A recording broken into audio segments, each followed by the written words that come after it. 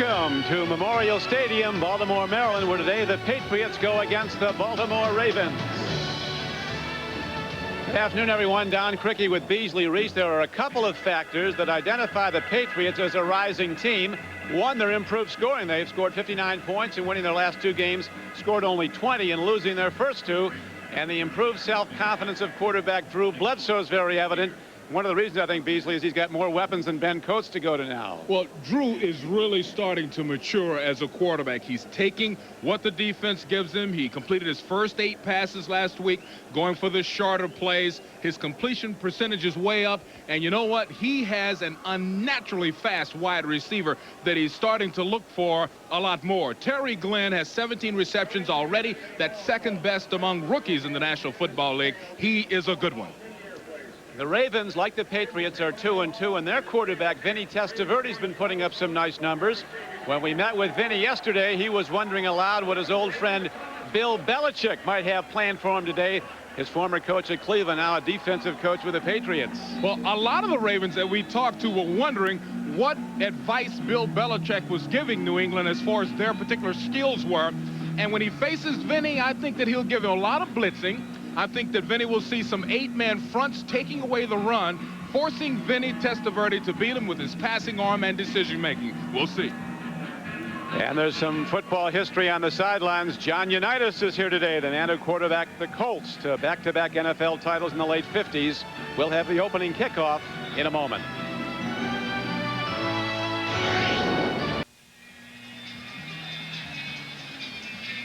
Bill Parcells feeling good about his team at this point, but as he points out, we met with him yesterday, to do well in this league you have to win on the road, and he said the one thing that travels best is a defense, and he hopes this is at peak form today because the Ravens under Marchibroda moved the ball with the running game very well last week in beating New Orleans.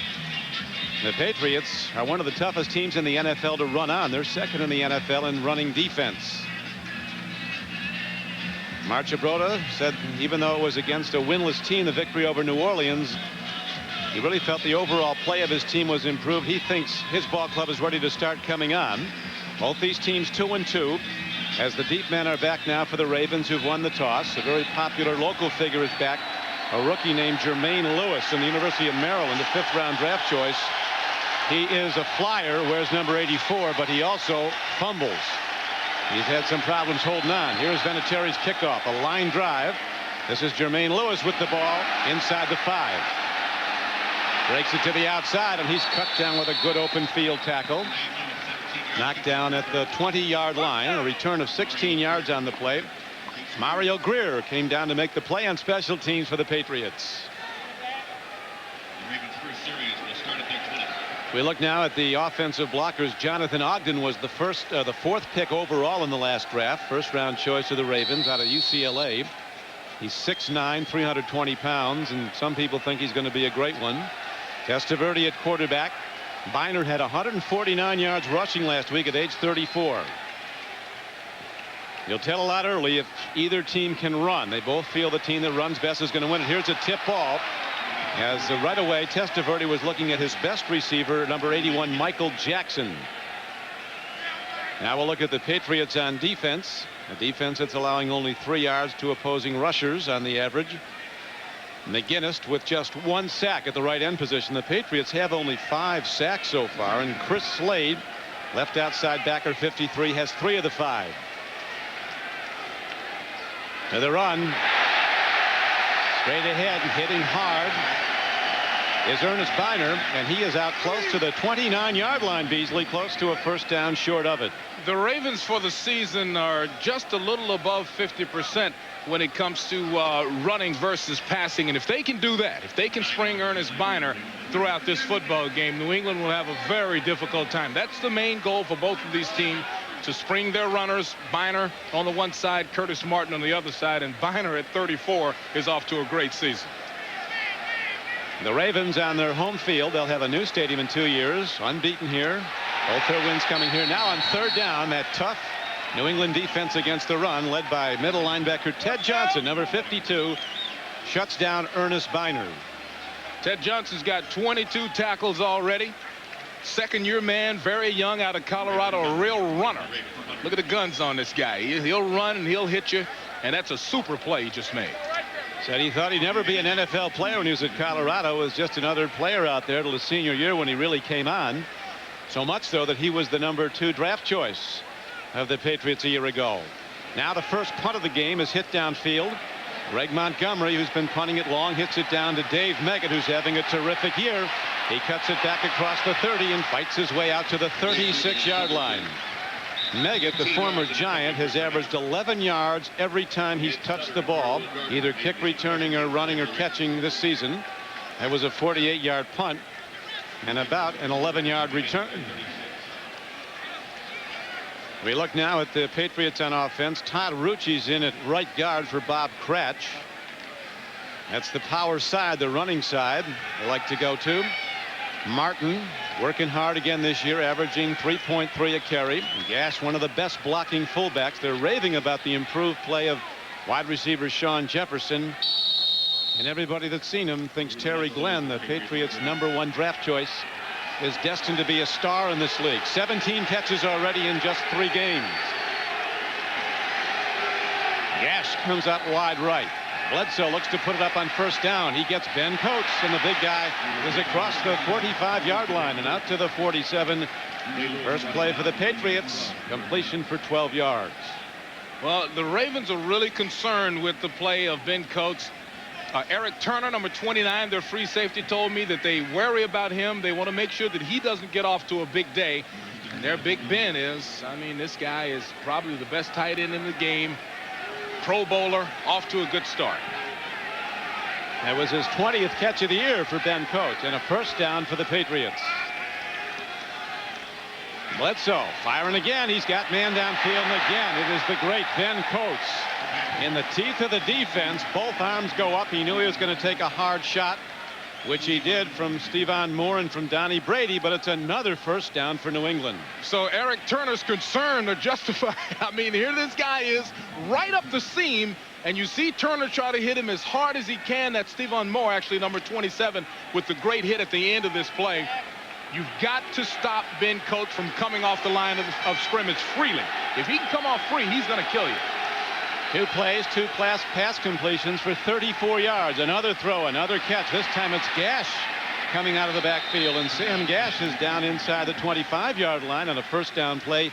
Gerald Williams knocks him down, and he's very close to a first down. This is a very sharp offensive series so far, and Drew Bledsoe, perfect. He started out perfect last week, completing 8 passes in a row. Here he is off to another super start, and look at him taking exactly what the defense gives him. When he was younger, with the big arm, he tried to force it in little cracks. The Ravens have had a great deal of difficulty getting pressure on opposing passers. They've put no pressure on Bledsoe so far.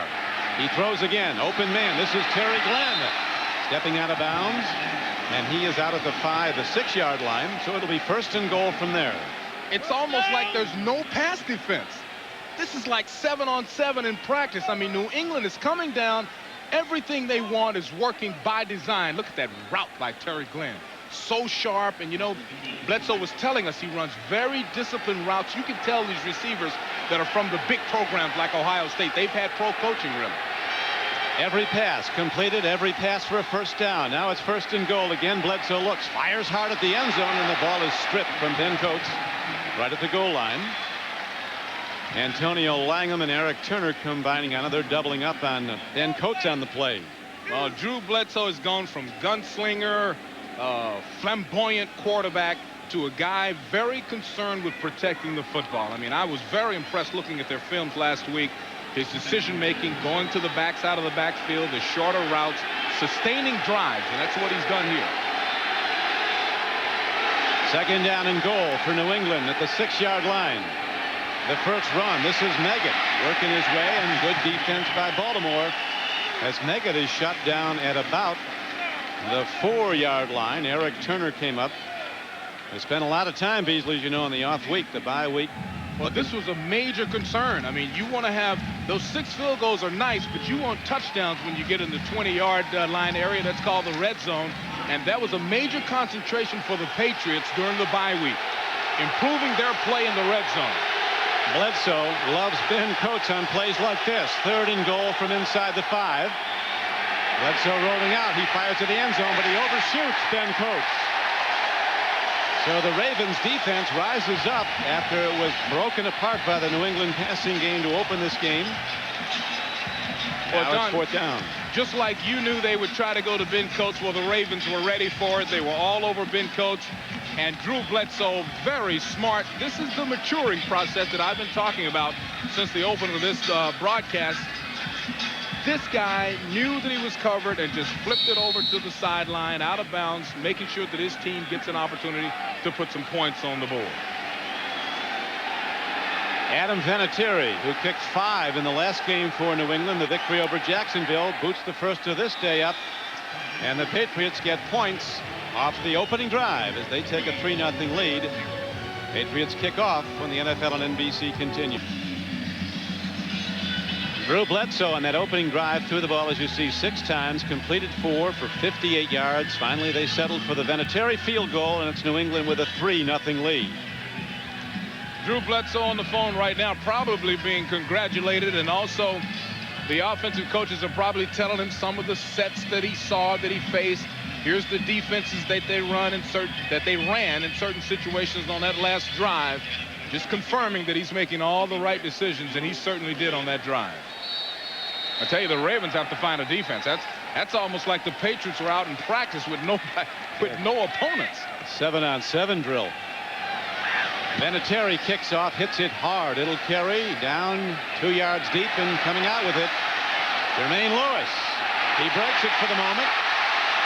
And Lewis, who brings this crowd to its feet, and he can also break their heart with coughing it up, returns at 29 yards. You know, when everybody knows what Ben Coates is going to do down at the goal line, you have to be careful and take a look at the Ravens. 3 guys. Look at these 3 guys right here running over to Coates. They knew exactly where the ball was going, and Drew Bledsoe did the right thing just to throw it out of bounds. I'll get it. Let's see what Vinny Testaverde and the Ravens can do now. Vinny coming in with a good quarterback rating of almost 80. He's only been sacked 7 times. Hand off. They go to the run early, and ball on the field, and the Patriots have it. It is a fumble, and it is New England's ball. Jimmy Hitchcock, number 31, comes up with the free ball. So it is all going wrong early in this game for the Baltimore Ravens, as Ernest Biner, who had the great game last week, has a very dubious start today. Boy, and as you saw in the replay, he covered the ball up with both hands. Biner did everything you're supposed to do. Let's see what the call is here. They may be saying that his knee was down. Get the huddle and play. Let's go. Ernest is certainly saying that, Beasley. Well, that's understandable. If I was Ernest, I'd be. Ernest has to keep putting up the numbers because tomorrow Bam Morris comes to town. His suspension is up. He's been signed as a free agent after being cut by the Steelers. Was ruled down by contact.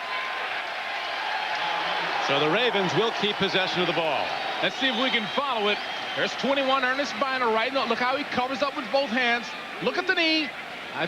That's very, very close. That's very close. 2nd and 5 at the 34. We're the only ones that have replay. The officials don't. On 2nd down and 6. Another run. Power driving run by Ernest Biner into the left side of the New England defense. Carries him ahead for a gain of about 7 yards and a 1st down. Now, even on the ball that was just dropped by Biner, he was making yardage. Now, he's run the ball 3 times. Every time it's been positive yards, and I mean solid 4 or 5 yards a pop. Biner is 34 years old and running like he's 24. I mean, what a specimen, in great shape and still performing. 13th year in the league for Ernest Biner. Patriots lead the game 3-0. Here's Testaverde throwing off his back foot and coming in high, but the ball is taken down beautifully by Calvin Williams. He's ahead on a 1st down play for a gain of about 6 yards. Willie Clay was covering as best he could. Well, Calvin Williams is 5'11". He breaks up the balls too high, so he uses the only hand he's got, and that's the left hand. That's why he's a pro. Another local guy from Baltimore Dunbar High School. He caught 60 balls last season as a Philadelphia Eagle. Second down. Ravens need 4. They trail in the game 3-0.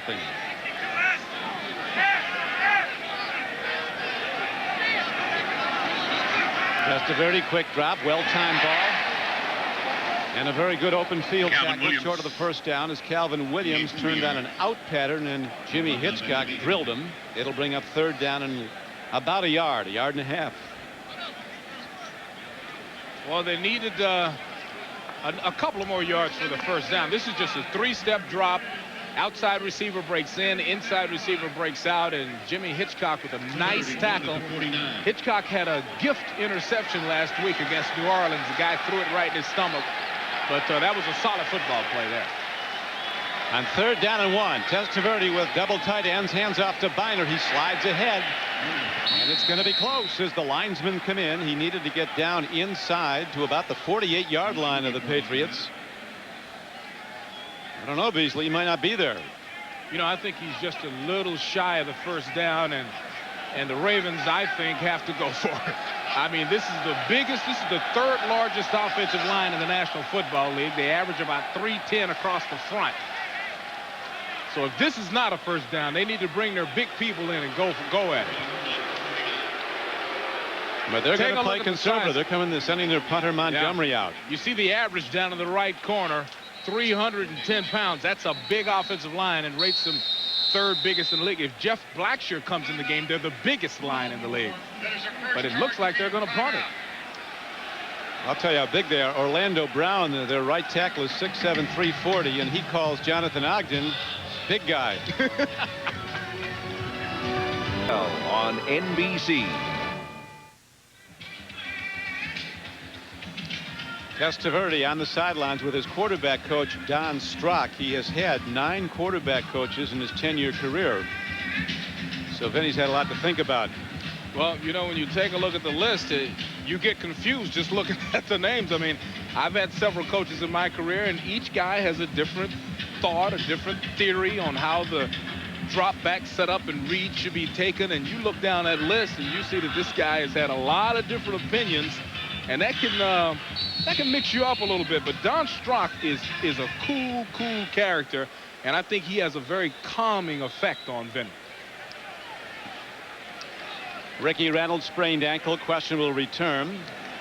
As Montgomery steps into the ball, one of the NFL's best punters, averaging over 44, but it's taken on the run.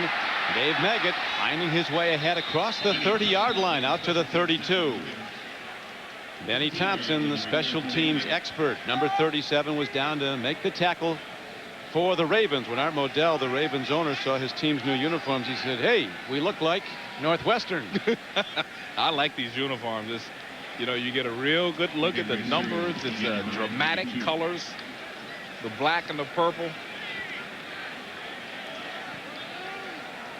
There's Art in his box. They're going to a beautiful new stadium here.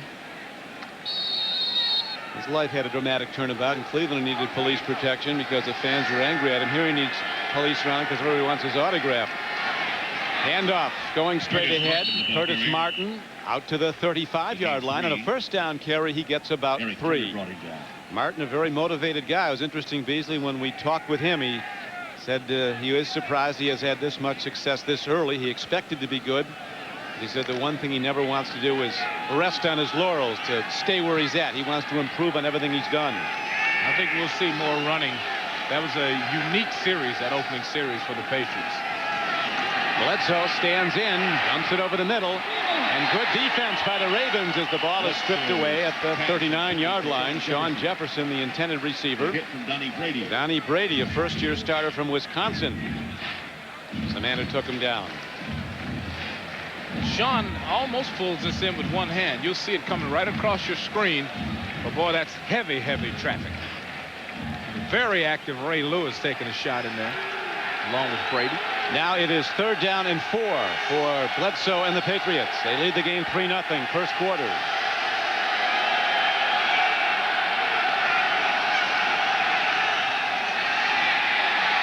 Bledsoe fires, and the ball is tipped and almost intercepted. Antonio Langham got a hand on the ball. Sean Jefferson was the intended receiver. So on this series, and here is a holding call against the defense. So instead of an incomplete pass and a 4th down arising, it is a 1st down for the Patriots. Illegal use of the hands. Hands to the face. Number 97 on the defense. 5-yard penalty. 1st down.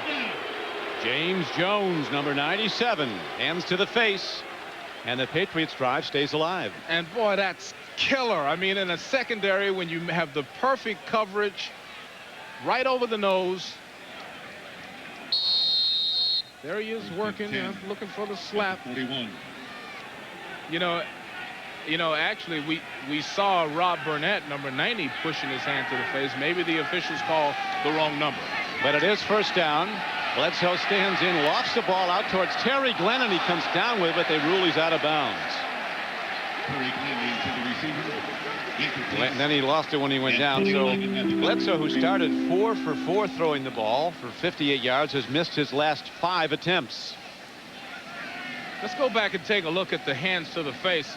Now, you know, you're not allowed to do this. A new rule. There's number 90 right here. You see the right hand underneath the chin. That's very dangerous for the blocker. 2nd and 10 at the 41. He lifts that face mask. That's very dangerous. You can hurt somebody doing that. Rob Burnett might be the best defensive player on this team. Rob Burnett and Turner. Burnett leads them with 3 sacks. On 2nd down and 10. Tim Goad, a former Patriot, sheds the block, makes the tackle on Curtis Martin. Goad a bit undersized. He went to Cleveland as a free agent. Very quick, though, tough to block. Now the passing pressure is on Drew Bledsoe as 3rd down comes up. His offense needs 9. Patriots lead at 3-0. We're in the 1st quarter. 6:45 to play in it. Again, Bledsoe gets time. Long ball, but he overshoots his man, Sean Jefferson. The beneficiaries of a defensive penalty that gave them a 1st down. Bledsoe is 3 and out in that sequence. And now the punter is on the field for New England. Tom Tupa ready to punt the ball. You know, Don, this is a very different offensive philosophy than we saw the Patriots run last week. I mean, they were hitting backs out of the backfield, very sharp passing. Drew started out that way on the 1st series. Now he's been going downfield more, and they're not having the same success. Tom Tupa standing back. He hits the ball at his 31. They certainly are not, as Bledsoe's missed 6 straight passes. Here's Jermaine Lewis. And very fine special teams play. Larry Wiggum was down to get him. Number 25 also down there was Vernon Lewis.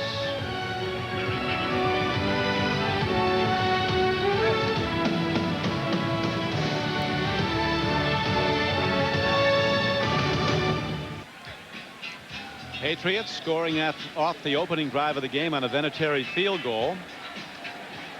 Number 21, Ernest Biner, 34 years of age. The most productive 34-year-old. In fact, he was a month short of being 35, was the great John Henry Johnson of the Steelers. 200 yards against the Browns back in '64. Big John Riggins did well. And Biner last week, 149 yards. You see he's gotten 5 carries today. He was fortunate on his first one when he was hit and fumbled, but they ruled his knee was down.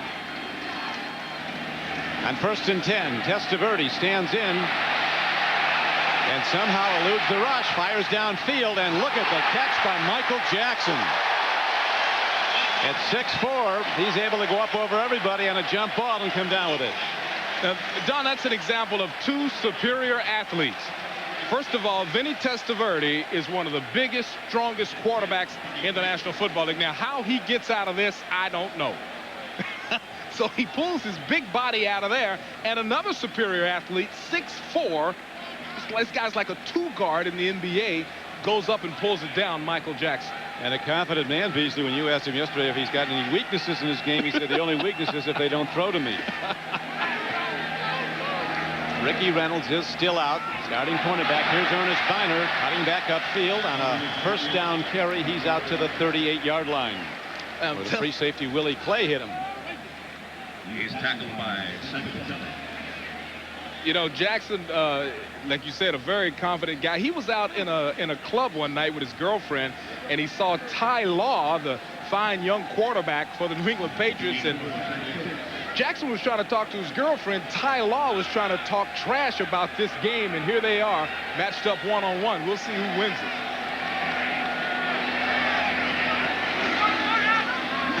Harwell Gardner on a quick trap, the former Buffalo Bill that Ted Marchibroda got as a total free agent. He was a very important part of the Bills' Super Bowl teams in the 90s. Primarily a blocker, and they think he's going to get a lot of work blocking for Bam Morris when he comes to town. But that time he gets it on a quick hitter, and that brings up 3rd down and less than 2 for the Ravens, who trail New England 3-0. Coach Parcells said in the Jacksonville game, after the Patriots built a 22-0 lead, then they had to go to overtime to win. He said that was our poorest defensive effort.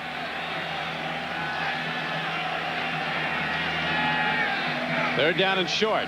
Testaverde stands in, fires, and makes the connection. First down to Calvin Williams, the sure-handed receiver who caught so many balls for the Eagles last year. Testaverde is continuing the game that he had last week. I mean, he is very sharp passing.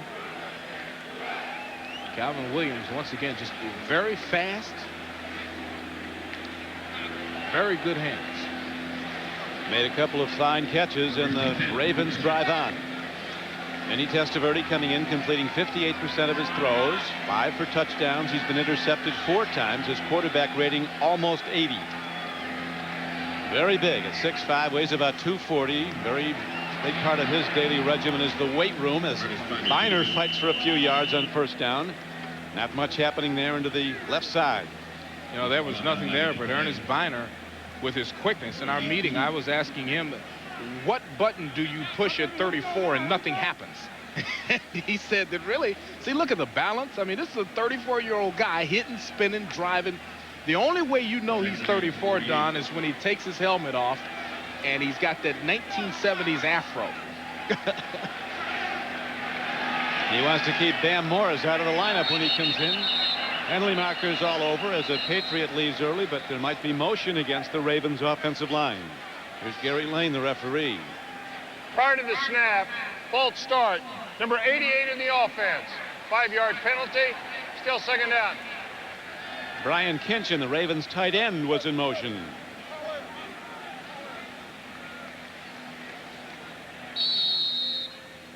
See the right leg of Kinchin jumping there, and then McGinnis seeing that. Make sure that the referee calls it. The ball is set back to the 43-yard line of Baltimore. It is second down and 13. Testaverde fires hard down the middle, but skips one in. Derek Alexander was the intended receiver downfield. Well, that was a mix-up, and I would venture to guess that it was Alexander that ran the wrong route. Everyone else converted their routes to quick outs and quick ins, and Derek Alexander is the only one that ran the long route. Now watch these guys will go quick little plays, but at the top side, Derek Alexander will go a long play. So there was some conversion. You see all the little quick patterns, quick outs, some little mix up in there, and because Alexander wasn't even looking when the ball was coming to him. Now Testaverde and the Baltimore Ravens find themselves down 3-0 in the first quarter. Third down and 13 arises. With 2:41 to play in the first quarter, the Ravens take a timeout. With Beasley Reese, this is Don Criqui back at Memorial Stadium, Baltimore, Maryland, where the Baltimore Colts won back-to-back NFL championships in '58 and '59.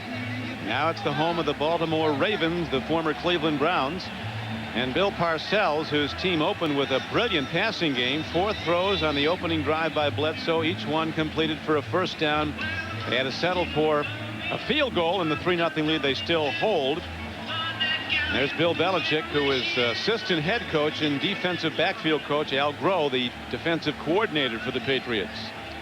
Belichick was, Bill Parcells said that he didn't ask Belichick a lot of questions, even though Belichick was the head coach of this team when they were the Browns for years.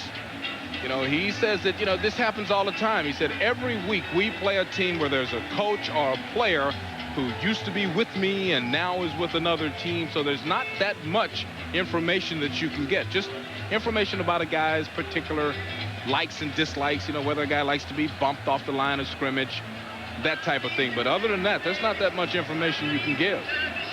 There's the Teddy Marchibroda, closing in on age 65. Still at the top of his game. Vinny Testaverde and the Baltimore Ravens align themselves with a long yardage play. Third down, they need 18. Here's a blitz at Testaverde. They pick it up and he airs out the long ball. And the coverage is ruled good, as coming down to cover on the play was Mike Magruder, who stepped in for the injured Ricky Reynolds, running stride for stride with a very fast Derek Alexander. So Magruder didn't expect to be out there from scrimmage much today. Magruder's in excellent position. He's looking back for the football. Watch the one-handed attempt by Derek Alexander, almost pulling it in. Boy, these guys, you are looking at great athletes. The Patriots are a big play defense, if you will. Jacksonville's 3 touchdowns in the last game, all 40 yards or longer. Here's Meggett with the punt return out to the 14-yard line. Good special teams play by the Baltimore Ravens. A 53-yard punt and a 5-yard return. Harwell Gardner came down to make the tackle.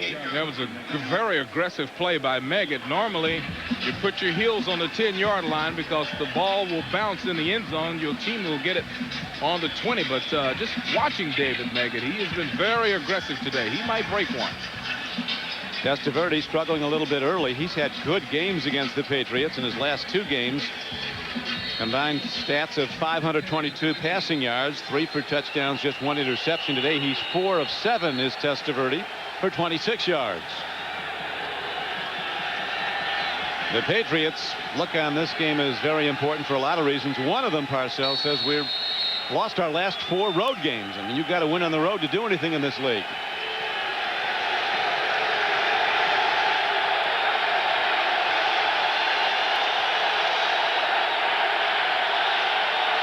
Bledsoe contending with the crowd noise on first down. The handoff to Curtis Martin. And Martin, with a penalty marker being thrown down, takes the ball across the 20-yard line and close to the 23.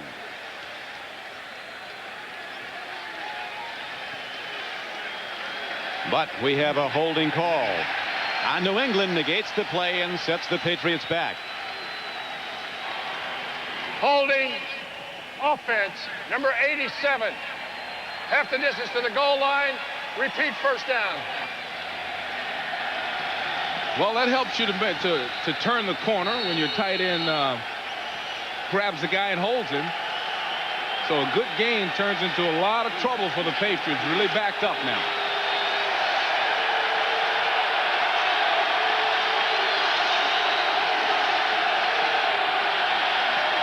Bledsoe from the goal line does well to get it away as they come with a blitz. Coming up hard was Stephon Moore, one of the safeties. Well, those safety blitzes will get you because you don't account for them. You don't figure that the safety is going to come barreling in. So the offensive line and the halfbacks point out everybody. And neither one of these teams have a lot of sacks this year. You see that New England only has 5. Baltimore looking for ways to put pressure on opposing quarterbacks. On 2nd and 17, they go to a draw play, turning it outside, and for very little, it's Curtis Martin. As a fast outside linebacker, Gerald Williams runs him down. They talk about the Steeler defense the Ravens run, and it's geared to stopping the run up the middle and then having speed run down their ball carrier when they have to bounce to the outside, as Curtis Martin had to there. Well, New England fans must be wondering why Curtis Martin isn't getting the ball more, but that's the reason, Don. They put 8 men up at the line. They make it almost impossible to run, forcing the quarterback to throw the ball. Bledsoe has to throw now on 3rd and 17. Buys some time with a rollout. Can count the house. Lobs it downfield and throws it away. Bledsoe saw the Ravens had everybody covered, so he just lobs it towards the Ravens sideline. And the Patriots have to punt the ball from their end zone. See, once again, I think Drew Bledsoe did everything possible. He avoids the pressure. He buys himself some more time by changing the pocket to a new area, looking downfield, and when he didn't see anything, he just flipped it out of bounds. Bledsoe's day changing. Started out with those 4 completions for 58 yards, but now he's missed his last 7 throws. And his punter, Ton Tupa, standing 8 yards deep in the end zone.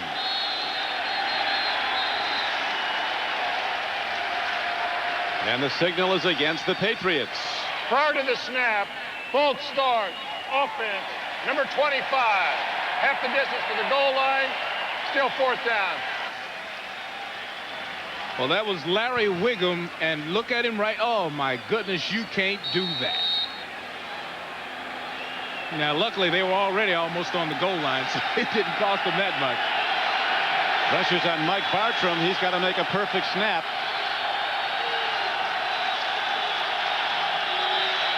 Tupa stands in, hits a knuckleball downfield. Jermaine Lewis comes up on it, fields it at the 46. At the 35. And Jermaine Lewis is going to be spotted out of bounds at about the 33-yard line, a 42-yard punt. Now we have a moment. Let's get an update from New York as we go to Dan Hicks. Dan?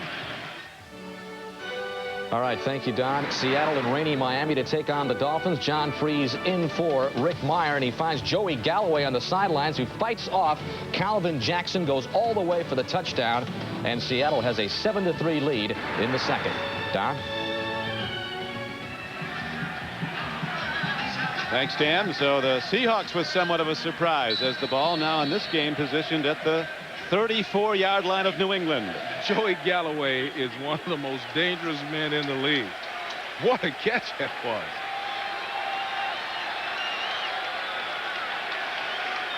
Here's Testaverde on first down, standing, looking, firing hard. He may throws a strike inside the 20-yard line, down to the 18. Michael Jackson, big and rangy and very sure-handed, out of southern Mississippi, where he caught a ton of balls from the Green Bay quarterback, Brett Favre. Michael Jackson just seems to always come up big against New England.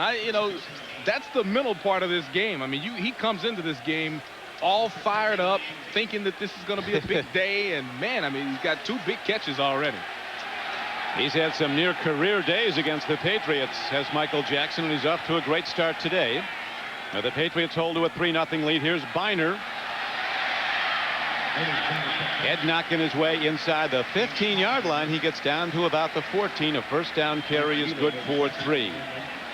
And that'll do it for the first quarter of play, with the Patriots leading, but the Ravens challenging, as the NFL on NBC continues. The Patriots leading on an Adam Vinatieri field goal off the opening drive, but since then the momentum seems to have swung, Beasley, towards the Ravens, who've tightened up their defense. Nice catch by Michael Jackson to get him down there. And I think one of the things to look at is they're inside the red zone now. Michael Jackson is 6'4". The cornerbacks for New England are 5'10", Jimmy Hitchcock, and 5'11", Ty Law.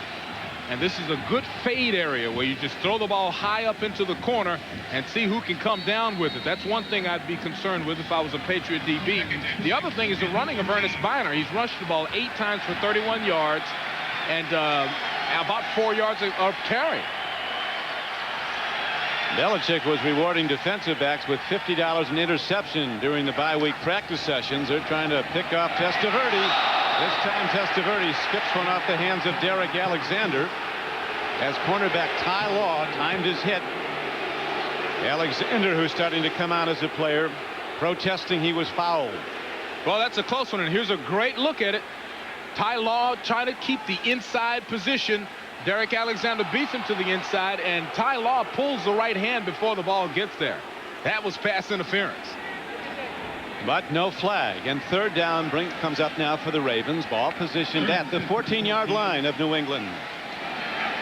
Well, judging from the way the Ravens offense was talking, they think they can throw on them, and you can see that they're trying to do just that. Swing pass. They get it to the tight end, Kinchin, inside the 10, inside the 5, and down to the 2-yard line. And I believe a late hit. That'll put it at the 1. 12-yard gain on the play as it went.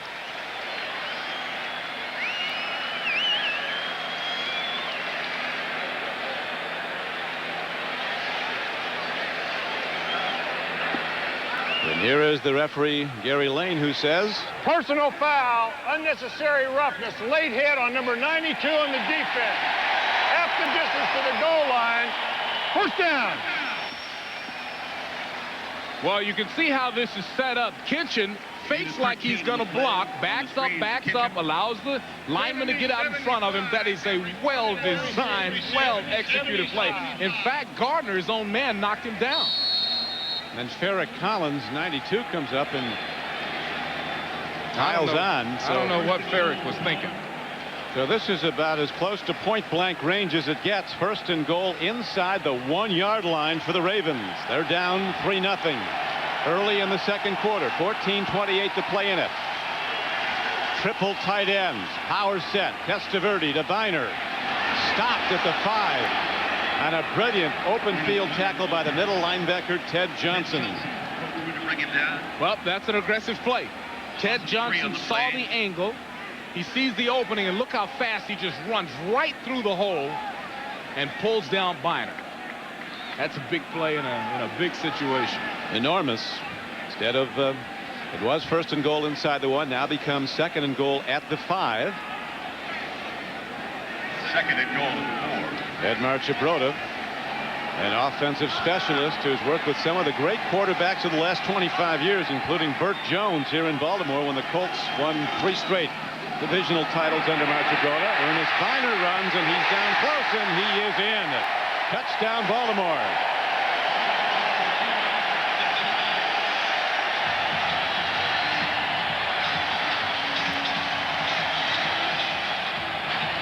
Look at the top part of your screen. You've got the 2 wide receivers. They're going to create traffic and actually run all the defenders out of that area. Biner knows that. Scampers, finds his way into the end zone. Another very well-designed play. The screen to Kitchen and then the clear-out play to Biner. That's 2 good plays back-to-back. Biner getting a lot of work again today, Beasley. 10 carries for 33 yards and the touchdown.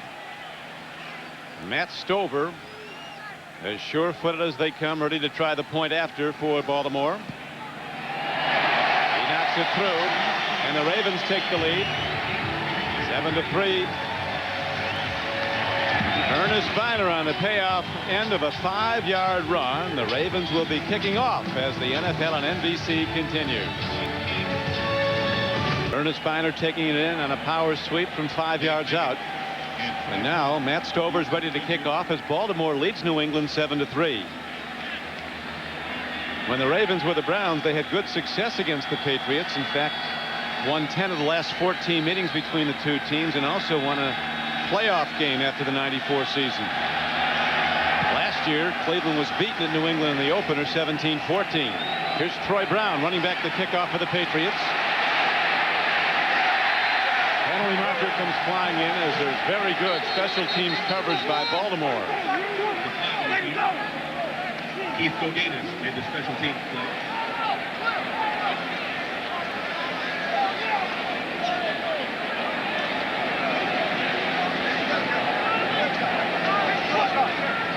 That stops the clock with 13:26 to play in the first half.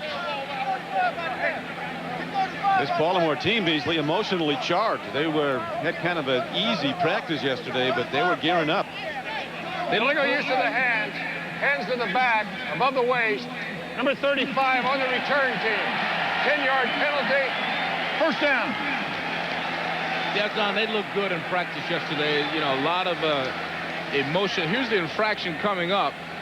I'm looking for number 35. He just pushed him down back over here in this corner of your television screen, so you can't do that. That was Mario Greer, a rookie, knocking him down. So the Patriots get the ball, trailing for the first time in the game, but they have the long field to go as the ball is positioned inside New England's 9-yard line. First and 10. Big-time crowd noise here in Baltimore. Martin cutting back. Curtis Martin outruns some tacklers. Breaks to the outside. Putting on moves, and Curtis Martin's not done till he's all the way out across the 25-yard line. All the way out to the 27. A gain on the play of about 18 yards. It's a gain of Well, 18. he ran about 80 yards to gain this, and the last guy that I saw that could do this effectively was another guy that went to the University of Pittsburgh, Tony Dorsett. I mean, he looks so much like Dorsett here, darting in and out, finding more space. That's a super run. Great effort. Finally knocked out of bounds by the rookie, Donnie Brady, but he gets the Patriots out of a deep jam in their own end, and they now have the ball positioned at their 27, first down and 10. Boy, that almost shaped up. I mean, he had blockers over there. That almost shaped up into about an 80-yard touchdown. That was it. He had to beat Brady, and he was out of here. Here's a throw and a catch. Beautifully done by Bledsoe and the all-pro Ben Coates. Ben Coates, the receiver. As he is out across the 40 to the 43-yard line, and now the Patriot offense comes alive with consecutive big plays. Well, that's why you're looking at the best tight end in football. Look how he concentrates, leans down, makes sure that he makes the catch. Now, I would expect Ben Coates with his size to throw a little more shoulder into Stephon Moore there. I'm sure Stephon got underneath the pads and made an easy tackle. These big tight ends usually turn in and just run over you. As it was, he gets the ball out to the 43-yard line. 3 catches now for Ben, 50 yards. Here's Bledsoe with surprising quickness, firing on the run. He is very nearly picked off as Antonio Langham came up on the ball. Number 38, he was looking at Sam Gash's fullback. Yeah, sometimes these young quarterbacks still don't realize how good the athletes that they're playing are. Ooh. I mean, Langham almost ran in front of us. Now this could be a real bad sign. This is one of the best safeties in the NFL. They're working on Eric Turner, number 29 there on the bench. The defensive leader of Baltimore. Out of UCLA, he has been a first-team All-Pro player. On 2nd and 10, Bledsoe against the blitz, lets it go long, and he overshoots Sean Jefferson, but they're going to rule an interference call on the rookie, Donnie Brady.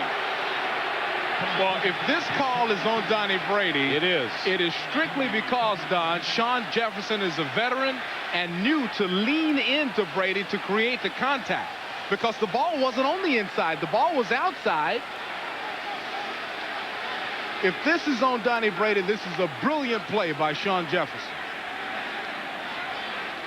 This ball is overthrown, and Jefferson puts his body into Brady as if it was underthrown. Pass interference, defense, number 24. The ball was catchable.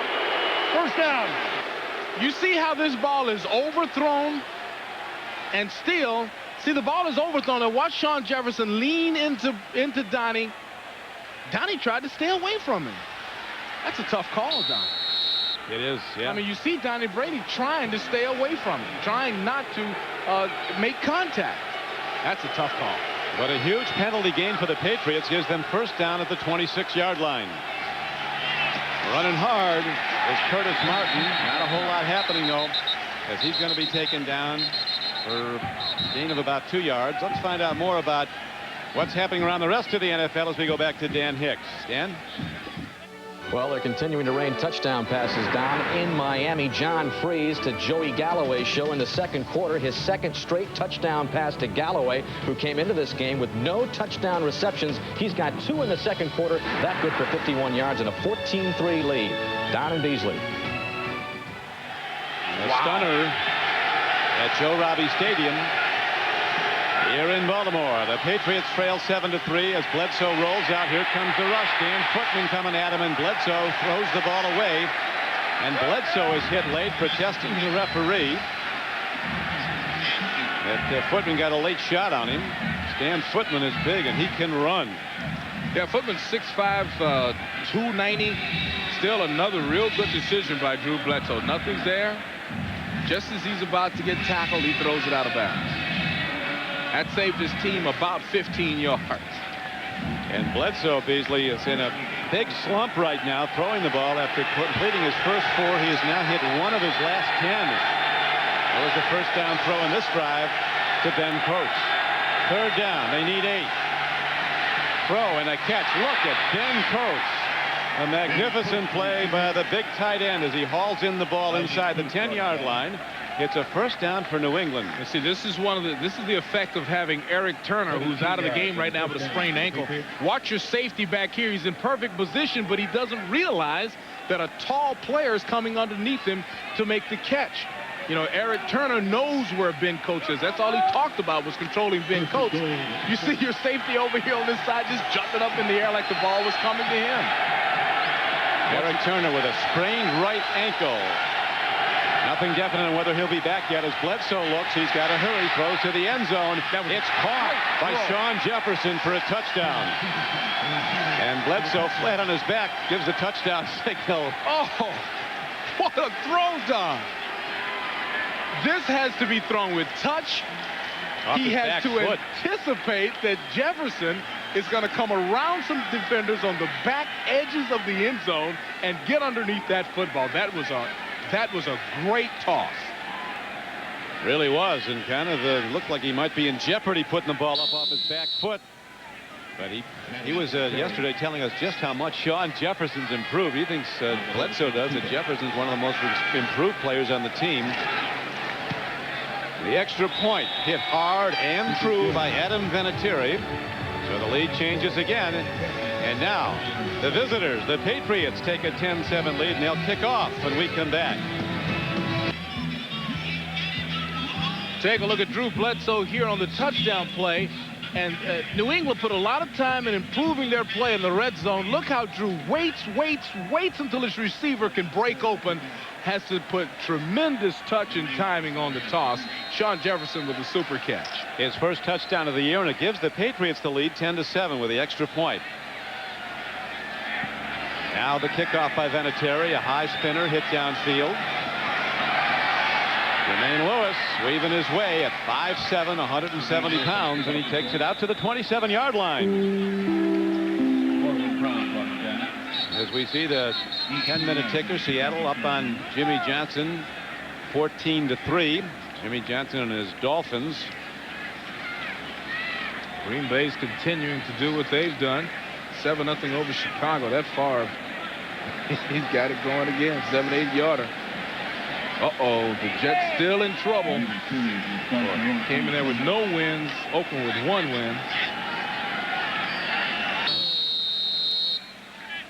Atlanta's really disheveled right now, 14-0. Well, I don't know who their quarterback is. They know it's not Jeff George. Yeah. They're wondering if it's going to be Rick Meyer.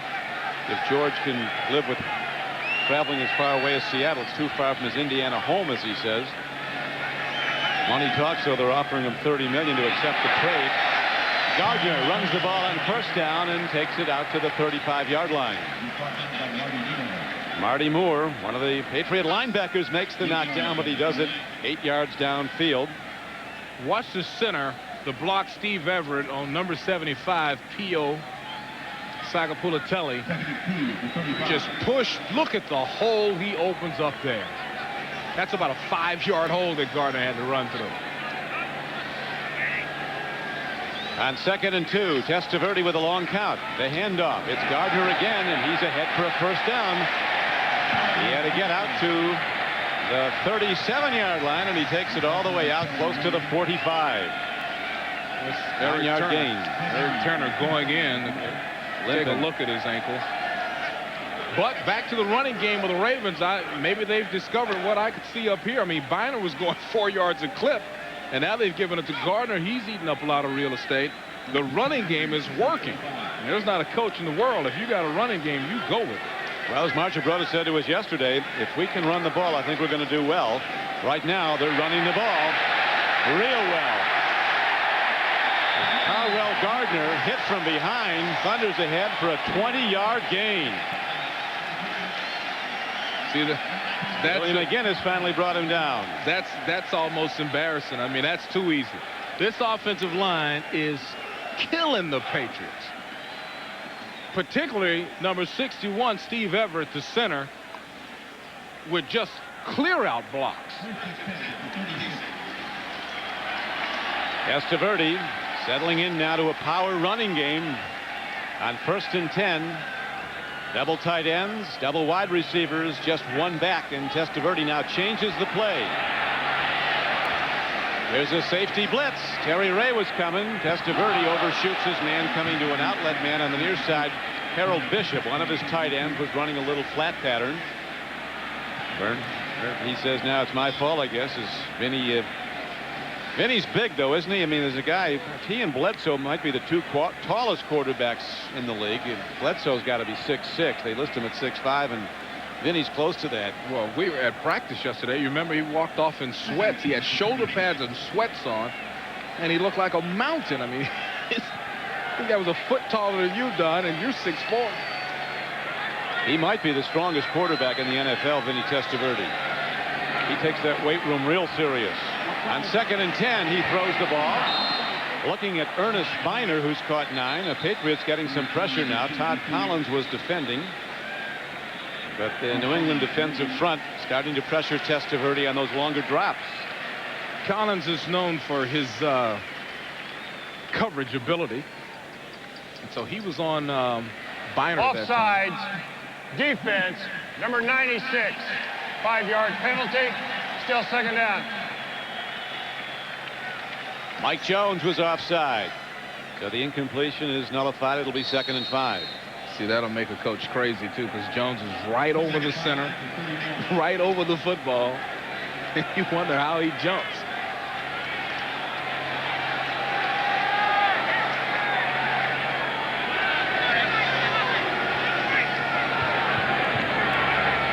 Gardner cuts out, cuts in. He was slowed down by Chris Slade and then finished off by Willie McGinnis. And there's no gain on the play. That'll bring up 3rd down and 5 for the Ravens as New England's in the lead 10-7, but the Ravens are driving. Big Chris Slade, he's a real leader on this team. And, you know, you take a look how much better he's played when it comes to the big plays at home than on the road. I mean, that's something that you can't explain, although he is a very emotional player. I mean, that's the only way you can explain it. And he feeds off that home crowd. Whole Slade family's up cheering him on from Virginia. He played at the University of Virginia and was the college defensive player of the year in one poll. Here is standing in his Testaverde. Runs to an open man. Terrific play by Derek Alexander. Had a dive to get the ball, and then when nobody touched him when he went down, did all he could to salvage some more yardage and got it down close to the 15. Derek Alexander comes from all the way across the field. He had a long touchdown against New Orleans last week on this particular play, but he caught it running against New Orleans and turned it up. This time he has to dive for the football. He doesn't get the same result, but that was the same play that they ran against New Orleans for a touchdown last week. And as we've mentioned, the Patriots giving up a lot of big pass plays this season. Here is Ernest Biner as that huge offensive line of the Baltimore Ravens you were talking about, Beasley, just splits open the New England defense. New England has not stopped the run at all. I mean, if you can run and throw, and that's what the Ravens are able to do right now, you've got a heck of an advantage in a contest. I mean, Biner's just doing whatever he wants to do, he does. Yeah, he's been the main force in the running game again this week. So far, Biner has run the ball 11 times for 42 yards. He gets it for a 12th time, and on 2nd down and short, he is close to a 1st down. Needed to get the ball down near the 5-yard line. Now it's 1st and goal for the Ravens, as it looks like the lead is about to change hands again. Patriots led early 3-0. Ravens came back, took a 7-3 lead. Touchdown throw from Bledsoe to Jefferson made it 10-7 as it now stands. But Ted Marchibroda's Ravens moving the ball well. And as you point out, Beasley, they're winning the trench warfare down there against the defensive front of New England. Biner, not much. That time the Patriots cut it down, led by middle linebacker Ted Johnson. Well, I'm still looking for that throw into the end zone to Michael Jackson at 6'4", about 5 inches taller than the defenders for New England. That's what I would be worried about if I was in that secondary right now. Some nice balance in the Ravens offense. You know, They passed for 71, rushed for 83, 154 yards total offense for the Ravens. on 2nd down and goal from just outside the 5, Testaverde pump fakes, lobbed into the end zone. He's got his man, and it is Michael Jackson. You had it, Beasley. Michael Jackson was the man, and it's a touchdown in the lead for Baltimore. The pump fake throws everybody. Well, Michael Jackson leaned into the defender and then bounced off into the corner, as I've been predicting. Facing Jimmy Hitchcock, looking, fakes like he's going inside, rolls around to the corner. I tell you, when you've been in the secondary as long as I was, you can smell what they want to do. And Michael Jackson left himself a lot of room on the outside to work. Gave himself more room by starting the pattern to the inside and then goes to the corner. That's a well-designed play. He's caught 3 today for 35 yards and a touchdown. His 3rd touchdown catch of the year. Extra point by Matt Stover's up and good. And it is now a 13-10 game. 14-10. Baltimore's in the lead. Vinny Testaverde telling us yesterday that he was very anxious to see what package the Patriots were going to throw against them under the direction of Bill Belichick. He said we're going to see early what they want to do against us, then we're going to have to adjust to it. They've run the ball well, and that time he throws everybody pump faking to the end zone and then lobbing the ball into Michael Jackson, as you anticipated, Beasley, for the touchdown. And the Baltimore Ravens have the lead for the 2nd time, 14-10. Here's Matt Stover kicking the ball. High spinner, it'll carry short. Troy Brown on the run. Penalty markers are down. Fired in. Troy Brown's all the way out across midfield, but there's going to be a blocking foul against New England. The play will come back, negating a 48-yard return, and there might have been a face mask at the end of the run. Well, Don, there are 3 flags on the field in a bunch. So whatever it was, everyone saw it. I mean, it was obvious.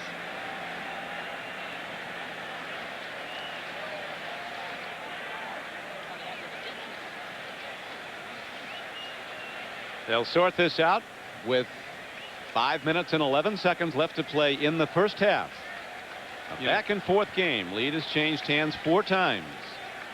Don, I was riding on the plane home one day with one of the officials, and he was telling me that this is where it gets complicated when you have multiple fouls on a play, and you got to figure out which one is enforceable. Those guys are like lawyers. I mean, you look at the rules book in the NFL, and it's some dry reading, buddy. I say every year, I'm going to read this thing cover to cover. I get 2 pages and wake up the next morning. Well, you work into a geometrical progression of what can go wrong. You got 22 guys that can all do something wrong on every play, and you got 90 plays in the game. After a change of possession. Personal foul, low block on the return team, number 25. They have a 5-yard face mask, number 59. Penalties offset. The ball will spot at the spot of the foul. First down. Okay. So, all right. There's 25 right here, and we're trying to see where it's a low block. It's not low yet. Larry Wiggum. It's still not low. It's still not low. And let's see the face mask right there. So it's Powell with the face mask, one of the linebackers, one of the Raven linebackers. And so when it's all sorted out, the ball is positioned at the 20-yard line of New England. It'll be first down and 10.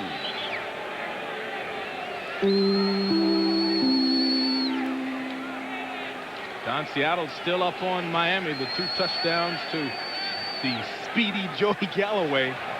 Freeze in at quarterback. Low block, number 25 on the Ravens. Face mask, number 59 on the Ravens. The 59 penalty for the face mask is declined. Half the distance to the goal line. Personal foul. First down. Bill Parcells doesn't agree.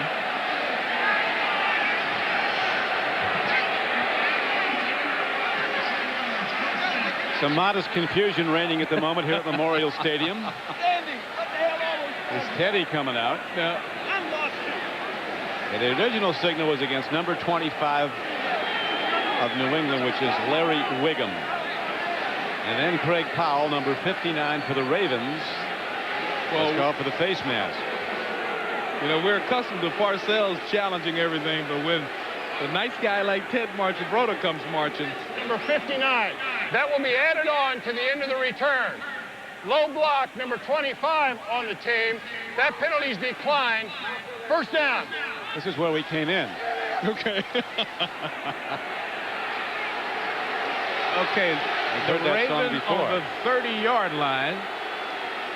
Duron Jenkins. Let's see. Okay. All right, that was the illegal block.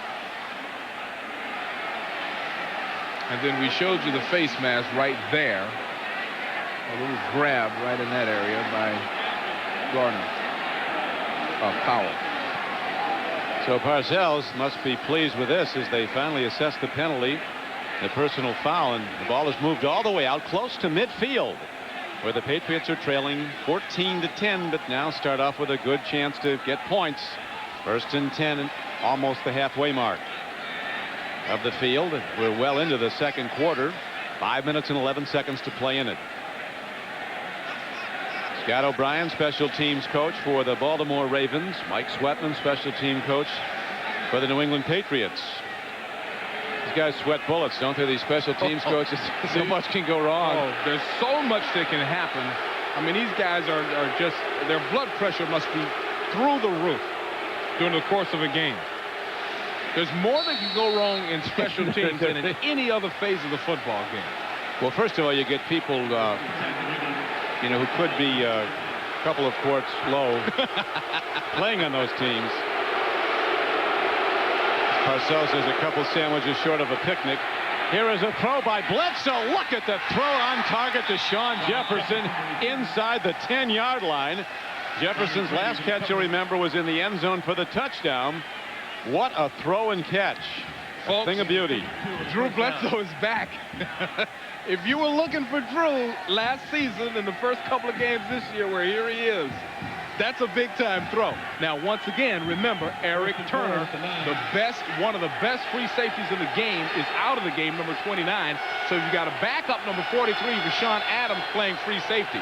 Bledsoe's taking advantage.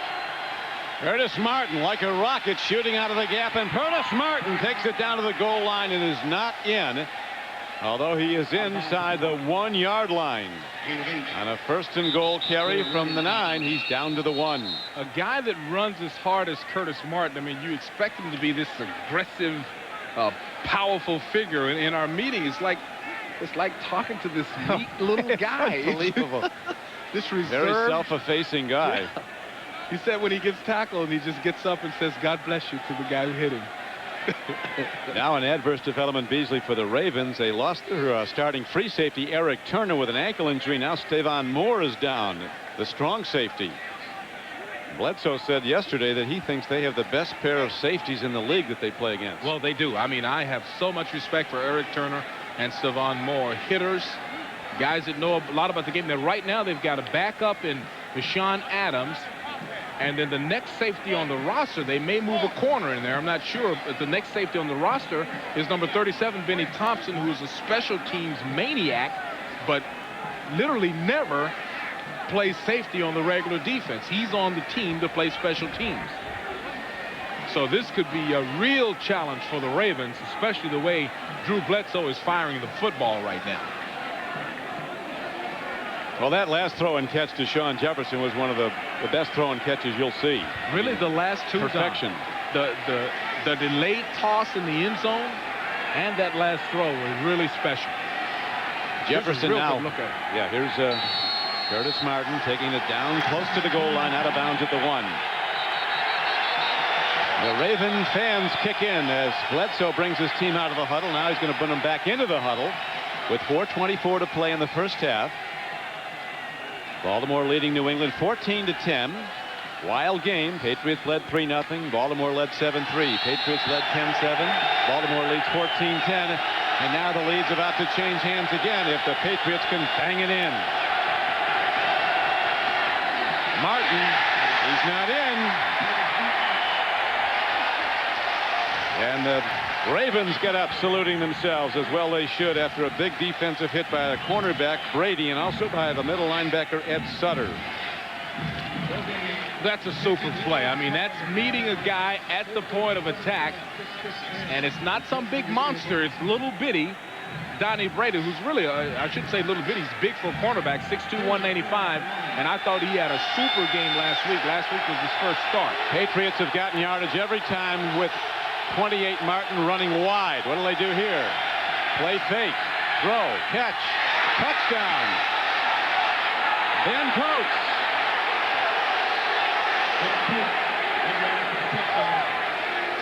Play fake to Curtis Martin. Throws the defenders, and the great one, Ben Coates, steps 2 yards into the end zone.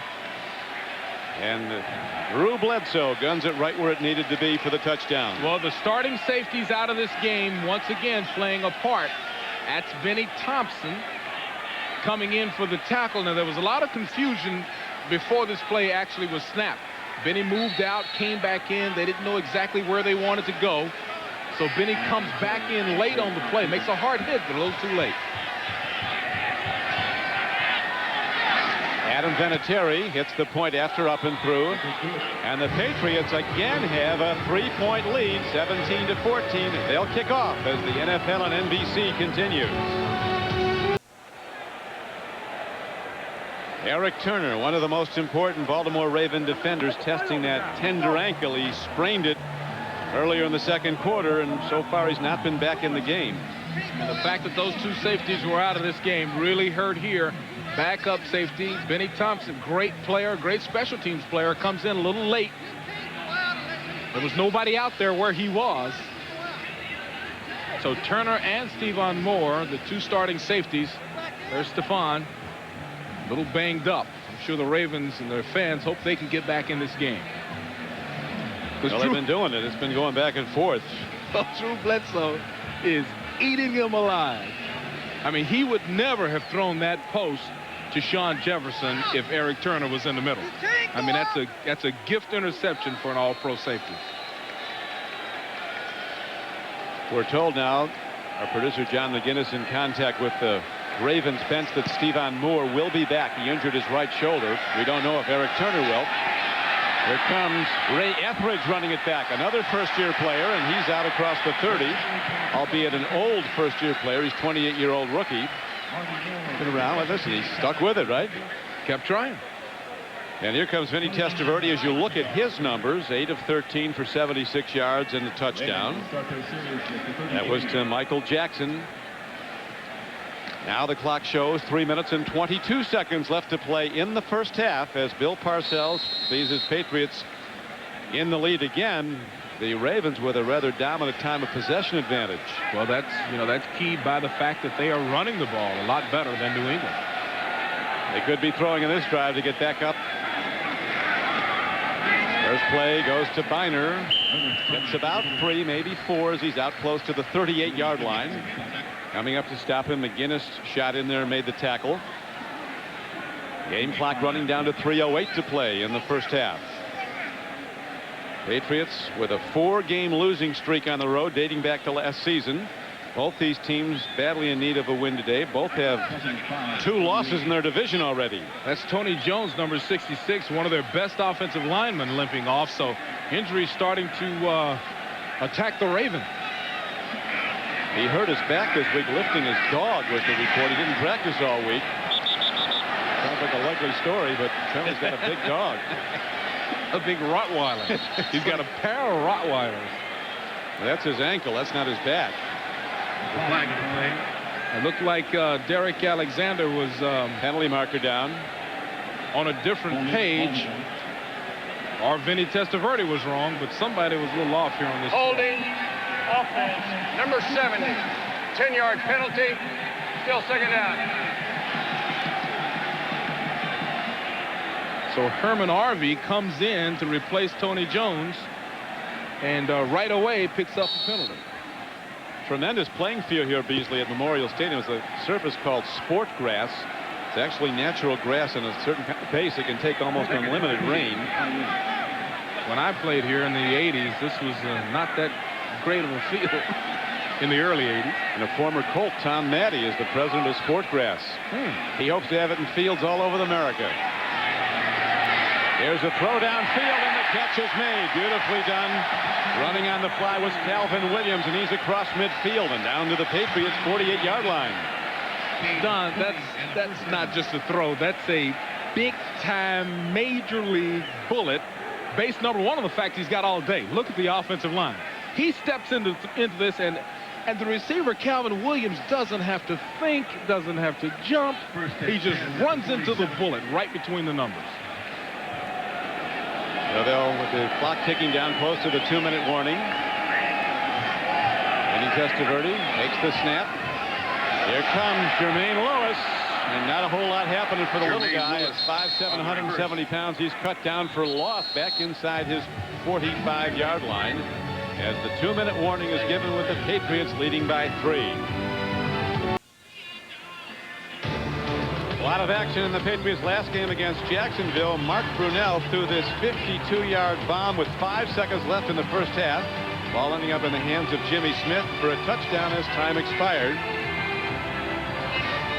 Wild, look at that. Off a man's foot.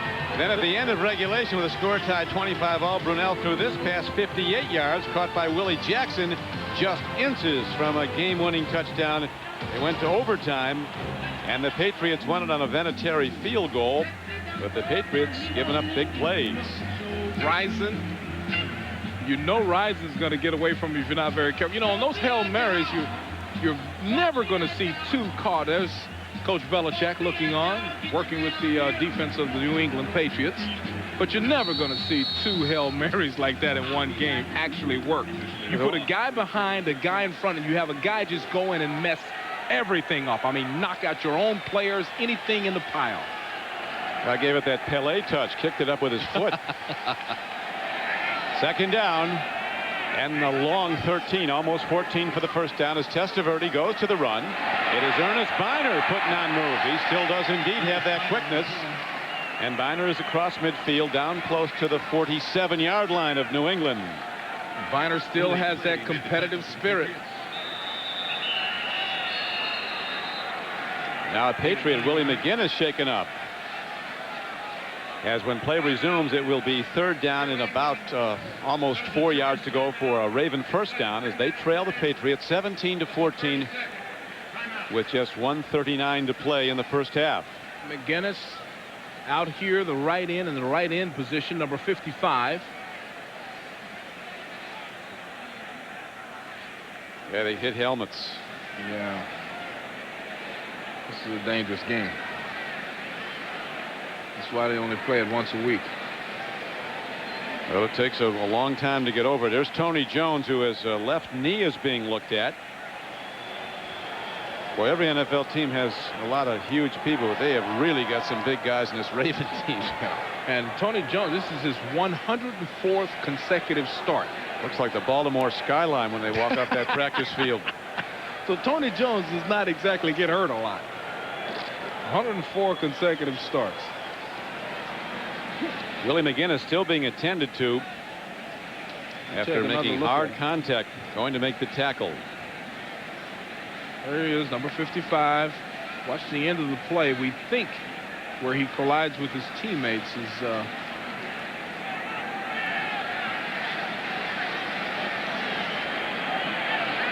I think that's his teammate, number 36, Laurie Merlaw. He's looking okay, Willie. He's just dinged. Dr. Bert Zarens from Mass General out there checking him out. Coming up at halftime, the Domino's Pizza NFL and NBC halftime report. Joining Dan Hicks in the studio will be Chris Collinsworth and Mike Ditka with scores and highlights and an interview with Marv Levy as Tony Jones now trying to walk it off. I'll tell you, Don, you know, when we were riding here to the... Willie's okay. That's good to see. Just stunned for the moment. We were riding into the stadium. There's a hospital about a couple of blocks from the stadium here, and it's got a big sign saying, "Welcome Ravens." And that's right. I wasn't very comfortable with that. Oh. I mean, if I played for the Ravens, I'd call over there and say, "Hey, take that down." Welcome Ravens in the emergency room. Their down comes up for the Ravens, trailing in this game 17-14 as the lead has gone back and forth, and now Testaverde with the drop. Here's the blitz by Terry Ray, and they get him. What a play by the safety Terry Ray. Got him ankle high and took down the 6'5", 240-pound quarterback, and Parcells wants a timeout. Give his offense some time to work. That was a third down play. That was a big play by number 23, Terry Ray. Timeout. Here he is coming from the middle to the outside. And boy, I tell you, he barely got him. You got him good, though. He took him right down. And he's mad. Get him any way you can. See, here he is, number 23. He's lined up inside, but he circles around to the outside, comes in unblocked. Ernest Biner tries to get to him. But that's hard for Biner to see from. Biner was lined up on one side. Ray came from the other side. The Patriots have some tough teams to contend with. Next week, they'll be back at Foxboro to take on the surprising Redskins, who are off this week. Then they head off to beat the Colts at Indianapolis. Buffalo comes in for a night game.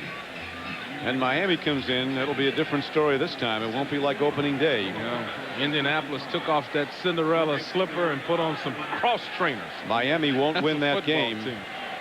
Oh. Here's the punt hit downfield by Montgomery. And it's knocked out of bounds inside the 30-yard line. 1:28 left for Bledsoe and the Patriot offense to go to work, holding to a 3-point lead, 17-14. 36-yard punt. Bledsoe, he actually looks taller than when he came into the league. I mean, he's about 6'6", isn't he? 240. He's a big guy. He's got his voice is very rich and deep, you know. Got that baritone working. Got that baritone working. Okay, his confidence level is so up. You can just sense it being around him. I mean, it was down early in the season. He struggled and his team did, losing their first 2 games and scoring only 20 points in those 2 losses. And they've now, in winning their last 2, have scored 59 points. Bledsoe stands in the pocket, whips the ball in, and makes the connection out to the 34-yard line. On a 1st and 10 play, they get 9. Terry Glenn comes off the flank and makes the play. Well, the Ravens are in trouble. I'm telling you, they've got backup safeties in the game. Swing pass, David Meggett heading for the sideline. Benny Thompson hauls him down before he can get there, and the clock continues to run. Inside of a minute to go now. Patriots in what has now become their 55-second offense. Bledsoe lobs a long ball. Almost. Clearly, definitely and a pass penalty marker interference. down. Yep. And you know what? It's not. It's a good pass interference call too. Pass interference. Defense, number 38. First down. See, Antonio Langham is beat on the double cut, so I think he's smart to grab the receiver, or that's a touchdown. That's a smart play by Antonio, or it's a touchdown. That was like a pump fake by the quarterback, a stutter and go by the wide receiver, Sean Jefferson. That's the 7th penalty of the half, Beasley, against the Ravens for 92 yards total. They only had 11 penalties coming into the game for their first 4 games in total. Just 11, 7 already in the first half. So that has been a deciding factor in the Patriots holding the lead. Incomplete pass, stopping the clock. Well, as a defender, you've got to think, you've got to process this entire situation. 2nd and 10. Good news on William McGinnis. The diagnosis, just a blow to the head that stunned him. He will return. Right now, it's the New England offense working. The Raven defense trying to stop him. Here come the Ravens with a blitz. Long ball. Terry Glenn can't get to the ball. Benny Thompson, and now a late hit is called against the Ravens. Wow. Don, there was no reason for Vashon Adams. There was no reason to push him. Now, the ball was overshot. Glenn couldn't get to it. Vashon Adams pushed him after the play. And they might pick up that flag. You never know. That was a tough call. Here's Gary Lane. He says, personal foul, call unnecessary roughness, number 43 on the defense, 15 yards from the previous spot. First down. That's just a brain cramp. You know good and well the ball's on the ground, and you do that to your football team. That's not smart football. This is a stupid play. Great second looks. You could see he definitely had the chance to pull up. That's ridiculous. 15 yards from the previous spot, advances the ball down to the 18-yard line of the Ravens. Patriots leading by 3. 37 seconds to play in the half. Bledsoe stands in. Sidearms the ball. It is incomplete. Looking at David Maggott, number 22, who's picked up speed by losing about 8 pounds since last season. Well, the Patriots are trying to manage the clock here. They've got 1 timeout, 33 seconds left. And defensively, you've got to know, second down, they're going to take 1 or 2 shots into the end zone. Ted Marchibroda went right down to yell at the head linesman, Sanford Rivers, who made that call. On 2nd and 10, Bledsoe against a huge rush does the right thing and throws the ball away. And the Ravens bringing everybody at Bledsoe. Don, with Eric Turner out of this game, no one even covered Terry Glenn. See, Eric Turner is more than just a safety. He's one of the defensive signal callers. He runs all the traffic back there. Number 88, Terry Glenn, was no one lined up on him and no one covered him. Here's Glenn right here. Now watch as they start to play. There's nobody on the guy.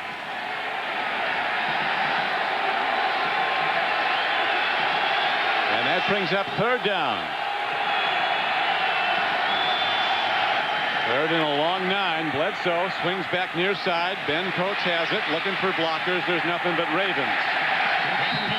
Very strong defense by Baltimore.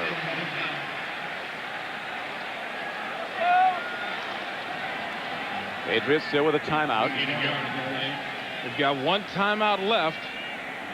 We'll let it tick down. And what is it?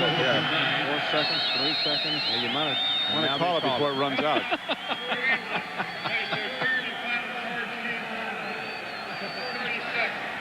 Vinatieri, who has struggled earlier in the season, last week hit on 5 of 6 field goal tries, including the decider in overtime. The last game, actually 2 Sundays ago, when they beat Jacksonville in overtime. You know, that shot you just had of Bill Parcells is almost like there's pain in his face. There is. He watches these kickers go out there. Pain throughout his entire self. He had an interesting observation, Beasley, on Vinatieri. He said he just likes his attitude. When he's kicking well, he doesn't crow about it. When he misses, he doesn't pout. No. He said for a rookie, he's very professional, and he has a very strong leg. Yeah, he said he attacks the ball all the time. He doesn't miss a few and then start sneaking up on the football. He'll attack it. This will be a 35-yard attempt. Now the Ravens quickly signal for and are allotted a timeout, still with 2 seconds coming before any snap of the ball. They might want to give Vinatieri something to think about. This will be the last play of the half. Adam Vinatieri from South Dakota State. You know, when they call those timeouts, it's almost like yelling at a guy right before he swings a golf club. You know, they go through a pre-shot routine. Coming up at halftime, the Domino's Pizza NFL on NBC halftime report. As Vinatieri now sets himself again. Ravens ready to bring just about everybody. Coming with a 10-man rush. And the guy, linebacker, who'll jump over the middle. And Vinatieri hits a high spinner. And he drives the ball through on the final play of the half. So the New England Patriots go to the locker room with a 20-14 lead over the Baltimore Ravens. Now let's join Dan Hicks for the Domino's Pizza NFL on NBC halftime report. This is the Domino's Pizza NFL on NBC halftime report, brought to you by Domino's Pizza. For hot and wow, call Domino's. Now. And hi, everybody. Dan Hicks along with Chris Collinsworth and Mike Ditka. Greg Gumbel feeling a little bit under the weather today. And so are the Miami Dolphins as we check out some of the rest of the scores in the National Football League. And it has been the John Freeze to Joey Galloway show in rainy Miami. There is Rick Meyer reportedly on the trading block, benched in favor of Freeze. And in the rain, he gets it done here. 3rd and 5. Watch Galloway fight Calvin Jackson for the ball. Goes 65 yards for the touchdown. And Seattle had a 7-3 lead. And then Freeze on his very next pass. A little bit underthrown, but Galloway runs underneath it, makes the adjustment, turns this one into a 51-yard touchdown as Seattle had a 14-3 lead. Meanwhile, Craig Erickson filling in for the injured Dan Marino. Started slowly, but here he connects with Randall Hill. That good for a 33-yard touchdown pass as Seattle at halftime has a surprising 14-9 lead. You know, and Dan, the big thing in this ball game is that Seattle had to find a way to get the ball back in the hands of Joey Galloway. He had been a missing part of this offense now for so long. Rick Myers simply unable to get him the football. And give a tip of the hat to Craig Erickson as well. He had everything go wrong for him that first half. 4 fumbled snaps, a lot of different problems. He hung in there, though, and is keeping the Dolphins in this one. Yeah, and the big difference in the game really is the Dolphins' defense to me. They're not tackling like they were tackling earlier in the year. And they're going back to what they did last year. They missed some coverages. 2 big plays basically came down to missed tackles and the fumbles. That's the only difference in the football game. And this is uncharacteristic of Jimmy Johnson football team. And they got to get back on track. They got to just not turn the football over, play good defense. They'll win this football game. That game is early in the 3rd quarter, and so are the Vikings and the Panthers in a low-scoring affair in the NFC. It is Minnesota up 7-0 as Warren Moon has found Chris Carter on a 5-yard touchdown pass. Well, Brett Favre is lighting it up in Chicago. He has gotten the Packers a 20-6 lead. He's got 3 touchdown passes, 19 for the year, as the Packers are up big on Chicago. That game in the 3rd quarter. New England at Baltimore in the game you are watching. It is the Baltimore Ravens down by 6, 20-14, as the New England Patriots have the lead in that one. Both of these teams trying to break above the 500 mark. Yeah, and let's give Vinny Testaverde a little bit of credit. A couple of weeks ago against Houston, he played so horribly, and he came out after the game. He said, I guarantee I'll never play another game like that. And I think everybody sort of rolled their eyes and said, oh, yeah, Vinny, we've seen that one before. But the last couple of weeks, he has played much better, had a good first half here today. Well, Bill Parcells got to be very happy because he preached about a road win. They need a win on the road. They need a win very badly today because their schedule gets very brutal the next couple of weeks. And right now, they're doing all the things they have to do to win this football game. Now, what they got to do when they get Testaverde trapped, they got to tackle him. They've missed him a couple times. Well, it has gone from bad to worse to even worse as we check out the score in the Oakland Raiders and New York Jets playing in the Meadowlands. It is the Oakland Raiders with the lead 13-3. Now the Jets already playing without Keyshawn Johnson, out with arthroscopic surgery on his right knee. More problems for you, New York. Webster Slaughter pulls up lane with a strained right hamstring. He missed the rest of the half. 2nd quarter, Raiders driving. Hostetler drops back, finds a wide open Ricky Dudley, 23 yards for the score. Raiders take a 10-3 lead. And then this is the worst news for the Jets. Neil O'Donnell, hit hard by a blitzing Albert Lewis, left the game with a right shoulder injury, and the reports on him as he was taken to the locker room for x-rays, a 2nd-degree shoulder separation in his right shoulder, and he's expected to miss 4 to 6 weeks. So Keyshawn Johnson out, and now Neil O'Donnell out for the winless Jets at 0-5. And running out the scoreboard, it is the Lions all over the Falcons. That game at halftime, 28-7. Scott Mitchell has 3 touchdown passes, and he also has run for 1 as the Lions are up big, 28-7 at the half. Well, we'll talk about one of our big 4 o'clock games, Indianapolis and Buffalo, as we hear from Bills head coach Marv Levy. We'll get to that after these messages from your local station.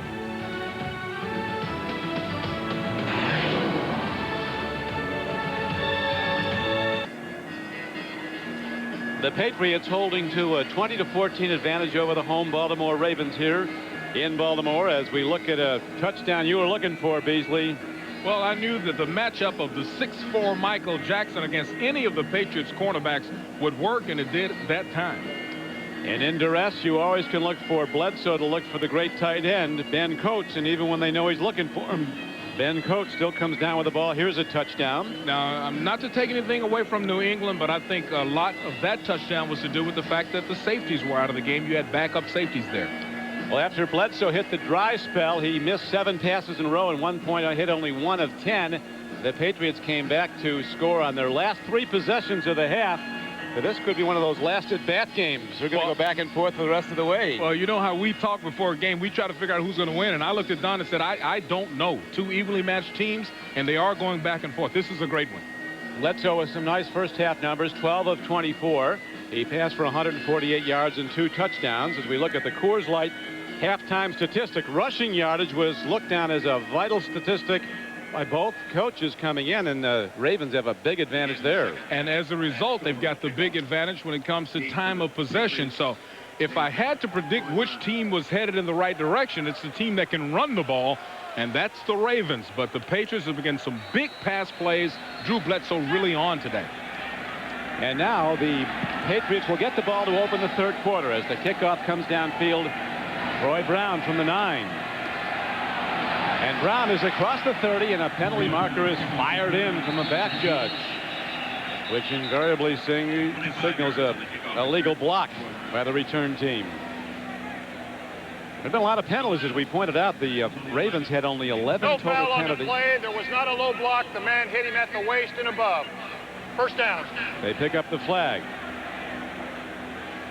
There you see Bledsoe, 148 passing yards in the first half. Started the game hitting his first 4 throws for 58 yards. That set up the opening score of a Terry field goal. I'll tell you, Drew got away from the conservative passing for a while, but when he did start hitting them downfield, it's one of those things where you say, no, no, no, yes, yes, yes. Stevan Moore is back in the defensive secondary of the Ravens, but as you saw on the sideline, Eric Turner's still out with a bad ankle. Out of the backfield, Curtis Martin, not done. Somehow fighting his way ahead for a gain of almost 10 yards. Curtis Martin is a throwback to the shifty guys, the guys with moves. I mean, they tell running backs today, don't spend a lot of time making moves and cutting. You know, find an angle and slash up in there. But Curtis Martin makes a tremendous, look at that, tremendous amount of yards bouncing off tacklers and shaking guys. And Gerald Williams, number 57, that he bounced off of, he'll hear from that. He'll hear about that in the meeting room. Curtis says Parcells keeps him humble. You can have a great game, but he'll point out the little thing you did wrong, and he likes that, Martin said. He keeps you focused, as on second and just a foot. They carry is good for about 3 yards and a Patriot first down out to their 46-yard line. Tim Goad was on the tackle. There's Gerald Williams. He was out of football last year. He just missed a tackle. He opened a hair salon back in his hometown, and you know, he used to play for Marvin Lewis, the defensive coordinator for Baltimore at Pittsburgh, and he talked him into coming back out, and here he is starting. Now Marvin's not going to be too happy about the tackle he just missed a couple of plays ago. Actually opened a hair salon in Las Vegas, of all places. Give those Elvis looks. Wing pass, Gash out of the backfield on 1st and 10. He's close to the 49-yard line. Gain of a couple of yards. Shut down by cornerback Antonio Langham of Baltimore. You know, Gash is an interesting player. He's one of the best blockers in the league, but when you ask him to do other things, you have to make the play for him. You know, he's not the kind of fluid athlete who's going to adjust to a bad throw. But if you put it right there, he'll catch it. And if you hand him the ball or tell him to block, he'll make the block. Bledsoe on 2nd down. Moves away from the rush, off the back foot, makes the connection downfield. Sean Jefferson, the receiver. As Sean Jefferson takes the ball into the 39-yard line on a 2nd and 8 play, good for a gain of about 12 yards and a first down. Well, the Patriots have been waiting for their great Vincent Brisby to get back, but as long as Sean Jefferson's playing like this, you know, this once again, you know you're going to get clobbered. I mean, they leave you stretched out with your rib cage exposed in the middle of the football field, you know you're going to get hit, and Sean Jefferson has gone up and gotten a couple of them today. Bledsoe very much in command of this offense. Even when the rush is on, he's been accurate, stands in, fires again. Look at that throw to Terry Glenn. That is absolutely brilliant football. Absolute perfection.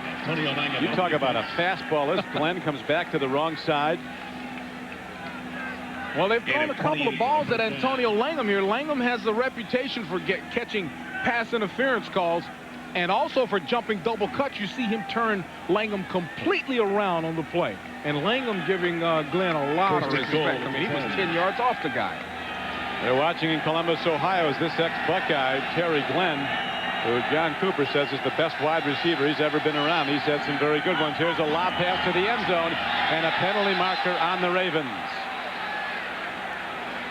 Now the Ravens struggling on defense now against this assault, this passing assault of Drew Bledsoe and the New England Patriots. Well, there was young Donnie Brady, number 24. Now, I thought... Defense. Give me on number 24. Ball replaced at the 1-yard line. First down. I think I hear a little profanity out there. They need to cut that out, but you can't really see it here, but Terry Glenn tried to run around Donnie Brady, and Donnie Brady feels like he was wronged on the call based on some of the English that he was using. With the wrong words. Here's a play fake. Bledsoe takes a look. Finally throws and gets his man in the end zone. And it looks like a backup tight end, Mike Bartram, came down with the ball with his first NFL touchdown. And there is a happy guy. You know, that football's going back to the Bartram household. Bartram is listed as the 3rd string or the 4th tight end on this team. Yeah, he's actually the 4th. So he's a happy guy. You go from 4th tight end to touchdown maker. Even hugging Bill Parcells. Lovett Purnell is actually the 3rd tight end. Yeah. Parcells, with that power football, loves tight ends. He has 4 of them on his roster. Now the Patriots, building with a 26-14 lead, look to go for 2 on the point after, or 2 points after, if they can make it Baltimore. work. That is their first charge team timeout. Ravens quickly calling timeout because they were caught off guard. If successful, the 2-point conversion would make it a 14-point advantage for the Patriots. And they indeed were not in a defense position to work against a Bledsoe pass. There's a happy Mr. Bartram, the tight end touchdown maker. And he had to come from all the way across the field to score on this reception. And really, he used Ben Coates, did the Patriots as a decoy of sorts.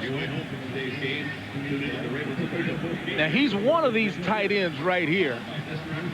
And here's Ben Coates up at the other end. And see Bartram come from all the way back of the end zone and wait, come around behind Ben Coates and makes the touchdown. See, that's a nicely designed play because they know they're going to pay a lot of attention to Ben Coates. Ben Coates was covered, but nobody saw Bartram coming from the back. And we're really seeing a new dimension of Bledsoe. He seems to be at his best today when he's scrambling. That's something that he's not been adept at in the past.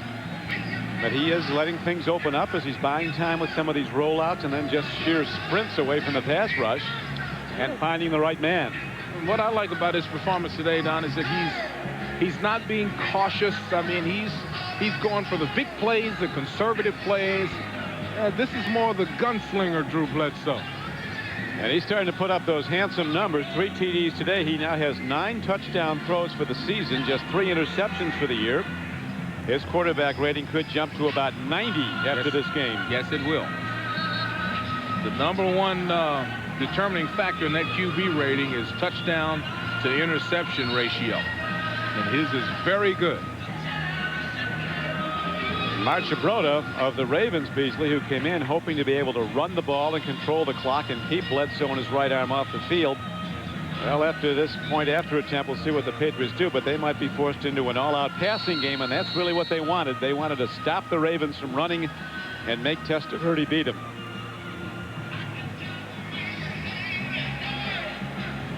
Now the 2-point package comes in. Curtis Martin comes on the field. 3 tight ends in the game. Ben Coates is to the left. The top of your screen, John Burke and Bartram. That's Bartram coming in motion, who just caught the touchdown pass. Bledsoe looks, he fires, and he makes the connection. What another terrifically well-executed play. Sam Gash out of the backfield as Bledsoe threads it in, and the Patriots extend to the biggest lead of the game. They now lead at 28-14, and New England will kick off when the NFL on NBC continues. We're back in Baltimore. Some call it Birdland, where the Orioles have sent this town into celebration, ousting the Indians. And now the Ravens have some work to do if they're to get back in this game against the Patriots, trailing 28-14. Jermaine Lewis straight back with a kick return that takes him out close to the 25-yard line. You know, I talked about Sam Gash. I said that, you know, if you put it there, he'll catch it. And Drew Bledsoe puts it right there. Look at that's a superior catch. Makes the coach happy. Well, you know he's happy because let me tell you something. That was an all-pro wide receiver type catch. Fingertips, the ball coming over 2 defenders. You see it at the last second. That was a super catch by Gash. Testaverde and the Ravens now looking to get back in the game. They'll be firing soon. First play is a run.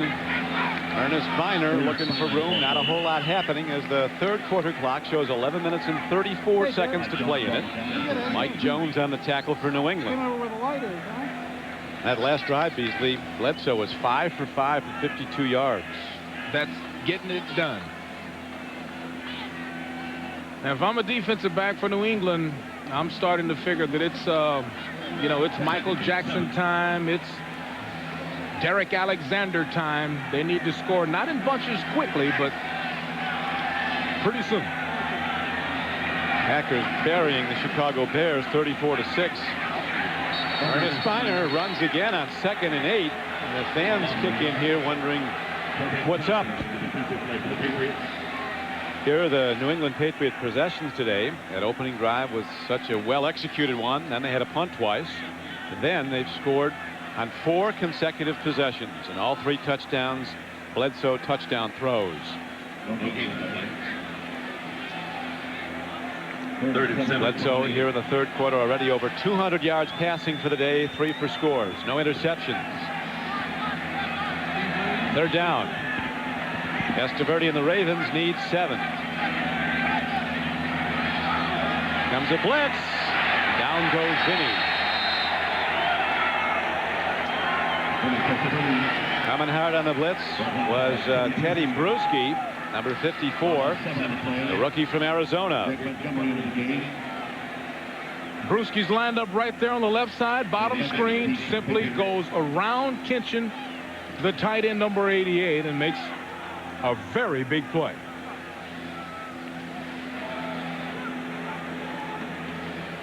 Montgomery now punts the ball for Baltimore. Coming up fast on it is Dave Meggett. Man alive, Dave Meggett supercharged today. Up, and he still gets return yardage out close to the 50. The opposing quarterbacks today, Drew Bledsoe, who you're looking at, and his counterpart Vinny Testaverde, were both the first player picked when they came out in the draft. Vinny in 87, Drew in 93, and those are the other 3 quarterbacks in the league who were the #1 overall picks. Jeff George, but really we're not sure how good he's ever going to be. No. Troy Aikman, who is the best player in the National Football League. Look at the numbers. His team wins 3 Super Bowls in 4 years, and without him in the lineup, as Jerry Jones says, we're a very ordinary team. Aikman and Elway headed to Cooperstown. Even Canton. Canton, that is. I'm thinking Orioles. You got some guys headed there. Look at the throw downfield as again Bledsoe so certain of where he's going with the ball now. Searching out the open receiver and then putting it on the numbers of a rising star, Terry Glenn. Rob Burnett, number 90, the best defensive player along with Eric Turner for the Ravens, comes real close here to put some pressure on. He's been close a couple of times. But I'll tell you, Bledsoe is really impressive today. Glenn is still less than 90% because of a continuing hamstring problem. He's still one of the best around. Here is a long ball to the end zone, and Sean Jefferson runs under it as Bledsoe has been absolutely superior. 35-yard touchdown throw, and the game has been blown wide open on the right arm of Drew Bledsoe. All of a sudden, the New England Patriots have 2 guys who can stretch a team vertically as quickly as any pair in the National Football League. Jefferson can fly. He lines up off the screen. You just saw him flash by at the bottom of your screen and runs across the football field away from the world. That's just a track play. If not the world, certainly away from Stephon Moore, right? He was that separation speed they talk about. Nope, Stephon Moore was on a different planet that time. Vinatieri getting a lot of work on the field now to try the point after as the Patriots look to extend to a 35-14 lead, and they do. So in the first half, the lead went back and forth on 6 occasions. Lead changes, different leaders. Now there's a commanding leader.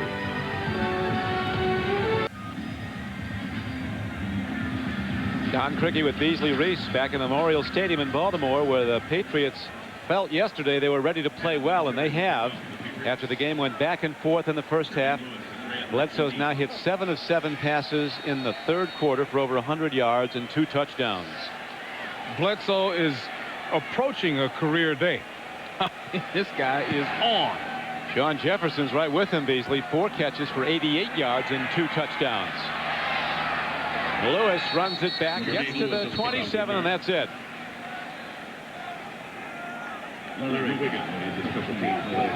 You know, looking back to the touchdown that we just saw, you know, here is Jefferson right here. Now, these 2 players are man for man on these players, and Stefan's got the deep middle.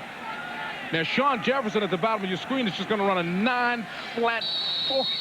I mean, he's flying straight away from Stefan, straight away from everybody on the football field for the touchdown. We asked him if he was a sprinter. He said he ran relays.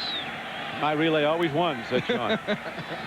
Never ran those individual sprints. Here is Testaverde lobbing a long ball right on target. Derek Alexander's on the run inside the 35-yard line of New England. He'll be spotted down at the 31. Beautifully thrown ball by Vinny Testaverde. Well, we talked about it. It's Derek Alexander time. Look at the little hesitation route. Hitchcock should never look back while the ball's in the air. It's a 41-yard play. Very nicely thrown. There's Belichick looking on. He knows that it's time to watch out for Michael Jackson and Derek Alexander. It's been a big play defense against passes that New England's put on the field this year. Now they go to the run. A penalty marker's thrown in by the referee. Ed Johnson comes up to make the tackle, and it's offensive holding is signaled against Baltimore.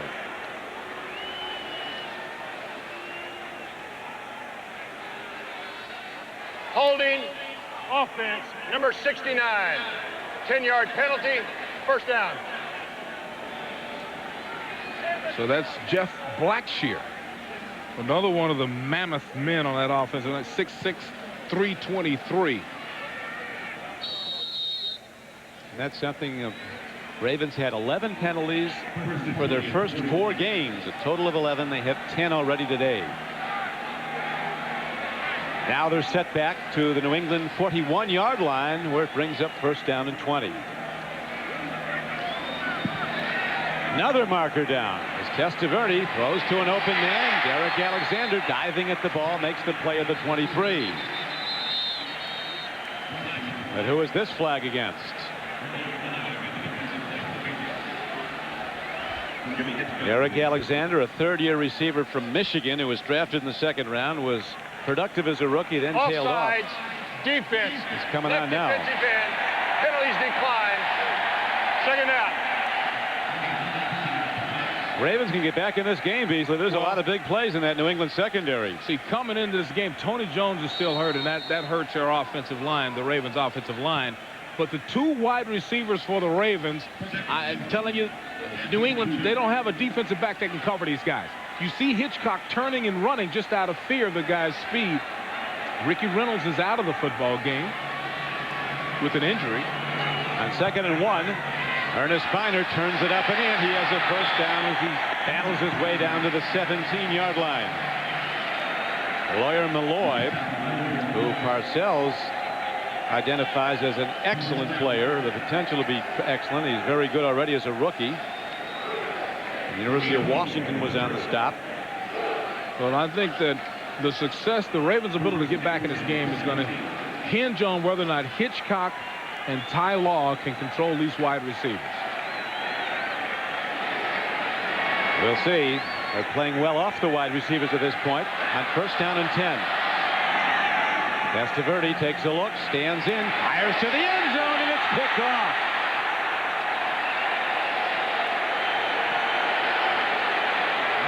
Michael Jackson, the intended receiver, and big play Willie Clay, who told us yesterday that Belichick told us if you stay in position pretty soon, then he's liable to throw it to you. That's a perfect play by his safety. He stays at home, looks at the quarterback, and runs underneath the pattern perfectly. So the Ravens' drive is stopped on the INT. Vinny Testaverde with some great throws, bringing the ball down close, and then the throw to the end zone's picked off. Now take a look at Willie Clay here. He's man for man on the inside receiver. He'll have him covered, come off, and make the interception. That's why Vinny never saw it. And look at him man for man on Calvin. He's got him covered. He sees the ball's going inside, spins back. Vinny never saw it. That's a super play by a free safety. See, Testaverde thinks he's got a touchdown. And then when Clay comes back, it's whoa. Don Strock, a morose Don Strock on the sideline. Curtis Martin turns wide, and he's taken down as the Patriots will now look to run clock as they have a 2-touchdown lead, a 3-touchdown lead, 35-14, with 6:45 to play in the third quarter.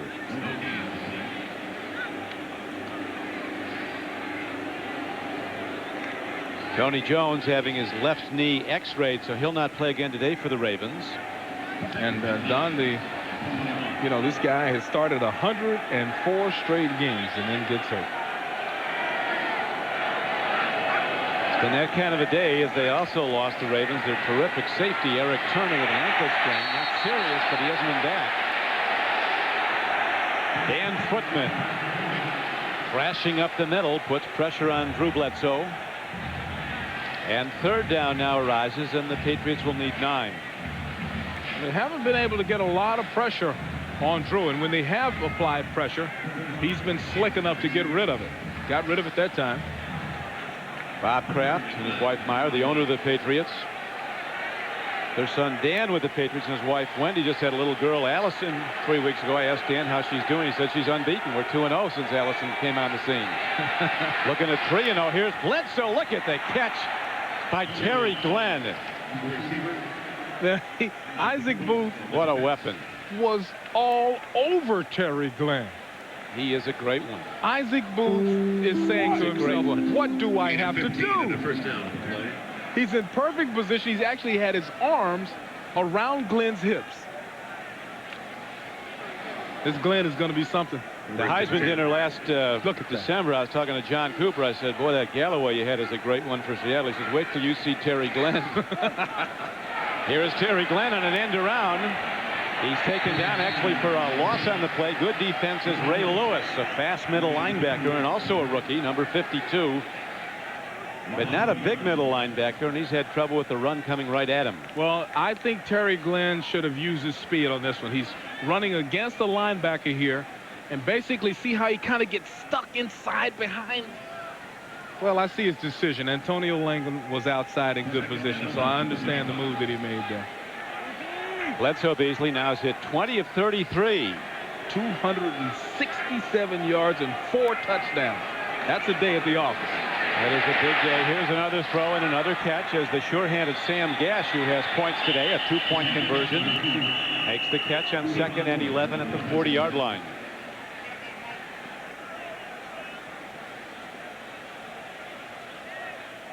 Number 51, Mike Kroll, coming from the outside, very close. But that's been the story for the Ravens defenders. Really all season, coming into this game with very few sacks. Close, but not quite pressure, true pressure on the quarterback.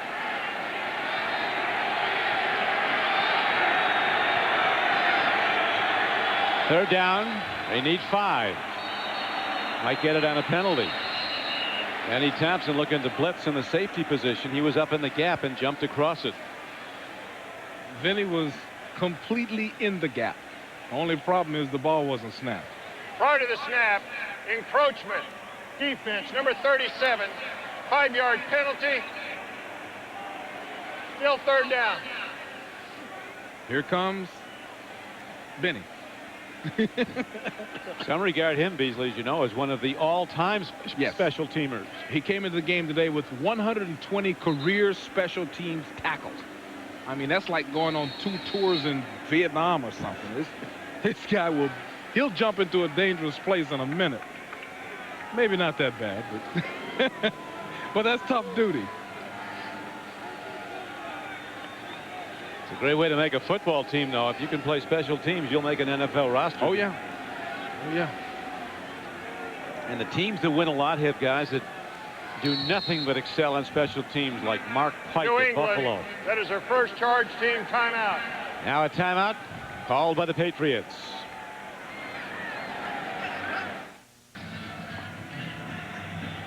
Drew Bledsoe throwing on target. Terry Glenn has pulled down 5 passes today for 80 yards. Sean Jefferson has 4 for 88 yards and 2 touchdowns. Now his number is even climbing higher than that now. He's now up to 3rd and 1 at the 45. 70 yards. Ben Coates has 6 for 70 yards. So everybody's thriving on the right hand, and certainly a lot has to be credited to the good offensive blocking of the New England front. On 3rd and short, they crack the cross. Curtis Martin bangs it ahead, gets out to the 48-yard line, and has a first down. The Patriots have scored on 6 of the last 8 possessions, 4 touchdowns and 2 field goals, and that's getting it done. That is getting it done. Patriots with 94 points in their last 3 games after scoring only 20 over their first 2 games, which were both losses. Glenn with 5 catches, Coates with 6. Sean Jefferson having a tremendous day, 2 for touchdowns for Sean. Here is Bledsoe throwing again. Sam Gash becoming an impact receiver out of the backfield. Takes another one down, and he's across inside the 45-yard line of Baltimore. And once again, I insist that the loss of Eric Turner is a critical part of this football game, because he changes the defenses. He recognizes what offensive formations are dangerous, and makes the switch. And there he is on the sideline with a bad ankle. That's an all-pro and one of the 2 best players on the team. I think Burnett and Turner. Curtis Martin ready to run on 2nd down and 1. Oh, Bledsoe's going to throw to Curtis Martin. But non moves. He's inside the 40 and steps smartly out of bounds with a first down for New England. So too much is not enough. The Patriots want to keep putting points up. No one tackles this guy. I mean, watch a little hesitation at the end of this. He'll get himself straightened out. Little hesitation. Just a little dance. Does all the right things. Puts the ball in the right hand. Switches to the left when the defense comes in. A tough day for Ravens owner Art Modell, as at the outset his team was really playing good football, shutting down New England's offense. Then Bledsoe just heated up and has taken over the game. To the run goes Curtis Martin. He's down inside the 30, down to the 28-yard line. A first down carry is good for about 8. Bill Belichick well pleased, the former coach of these Ravens when they were the Cleveland Browns. You know, his salary, $750,000 over the next 2 years. He will have to be paid minus what he will make with New England by Art Modell as a result of that guaranteed contract that he had. So Coach Belichick's doing all right. He's headed to the bank and doing some good coaching. An unusual position, beating the team that's paying you. Hand off to Curtis Martin. To the outside. He is down inside the 25, and the back judge fires in a marker. See, Don, there it is again. People have Curtis Martin dead to rights. This time the offense was holding. And somehow he disappears. Holding 87 on the offense. 10-yard penalty. Still 2nd down. You know, even though this is a penalty, just look at the shake. See, this is the old-time run. This is Darcet and Terry Metcalf, Eric Metcalf's daddy. These are guys that could just make, look at that. Oh, man.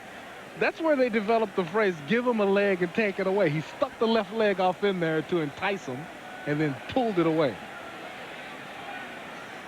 And as we were pointing out earlier, Beasley, a very mild-mannered guy off the field, almost just 2nd and 10 aesthetic. Yes.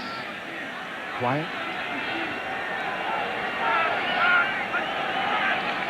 Bledsoe on 2nd and 10. Kerry Glenn goes flying out of bounds with a little extra charge put on him by Antonio Langham. Glenn can play football, though. 6 catches for the day, 90 yards receiving. He's so fast that when you bump him, he just takes flight. He's going to catch 100 someday. Watch him at the end of this play. I mean, he turns it on right now. He's running so fast that he just goes in the air.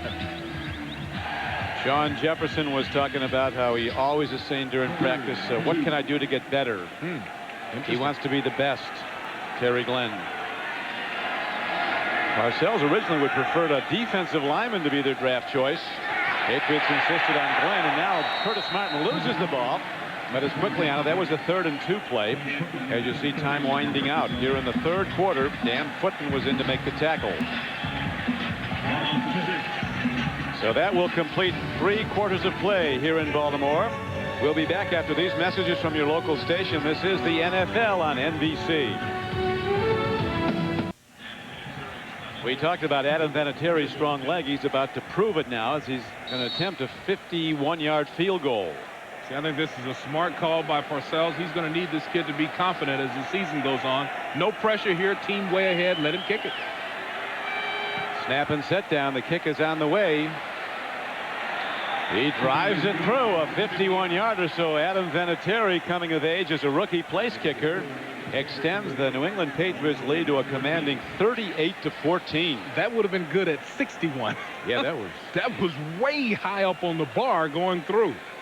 See, there's something that didn't please the coach completely, though. No, like I said. Look how high this ball goes through. See, that would have been good 10 yards further. That's a super kick. Hey, Ray Perkins, the offensive coordinator, and the offensive coaches have to be credited, too, with this excellent passing performance by the Patriots.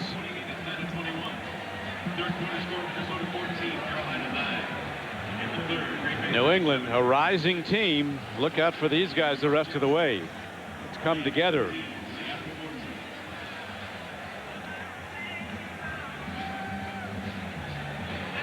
It's a big day of NFL action coming up next on most of these NBC stations. It's game 2 of our doubleheader. Most of you will see Jim Harbaugh and the undefeated Indianapolis Colts take on the Buffalo Bills. Others will see the San Diego Chargers tee off against the Denver Broncos at Mile High Stadium. Check your local listings for the game in your area. The Patriots, with a near flawless performance by Drew Bledsoe in the 3rd quarter, have taken command of this game now into the 4th quarter, leading with 14:50 to play by a 38-14 score. Jermaine Lewis elects to down the ball in the end zone. It comes out to the 20. We had Eric Zier warming up on the sideline, the backup quarterback for Baltimore Beasley. I think he was just stretching the arm out because Ted Marchibroda was talking to Vinny the whole time, and you think Zier might have been trying to send a signal.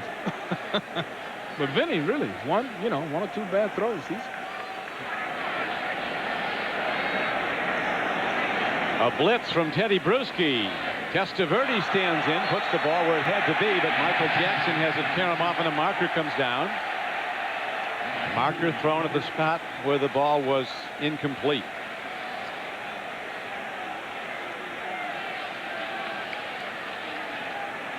Ricky Reynolds Pass out of this game. Defense. Number 27. First down. They are really relying on a couple of rookies, Jimmy Hitchcock and Scooter Magruder, number 27.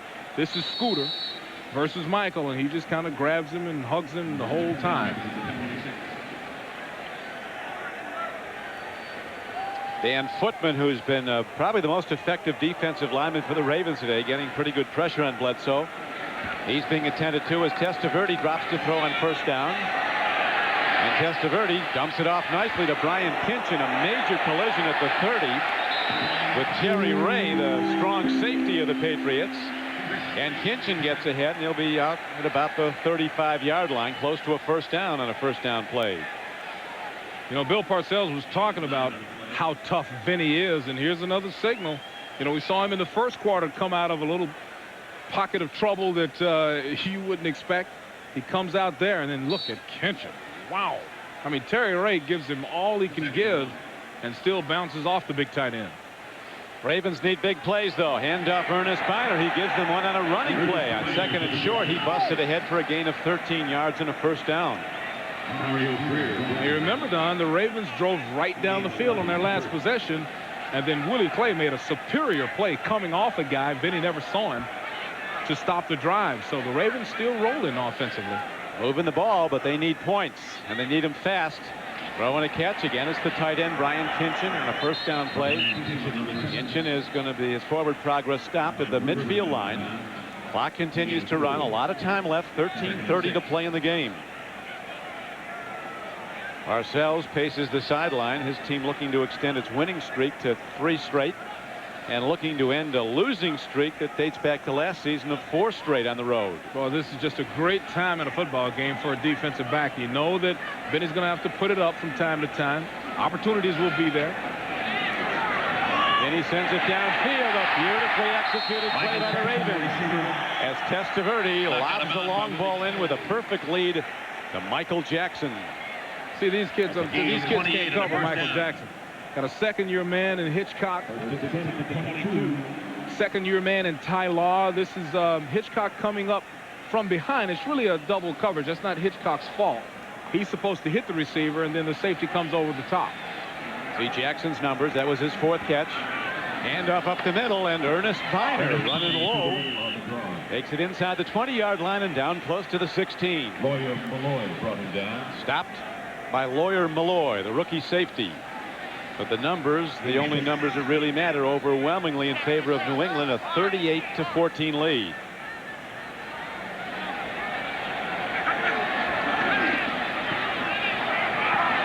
Testaverde, he's got room to run. Now he fires to the end zone. Touchdown.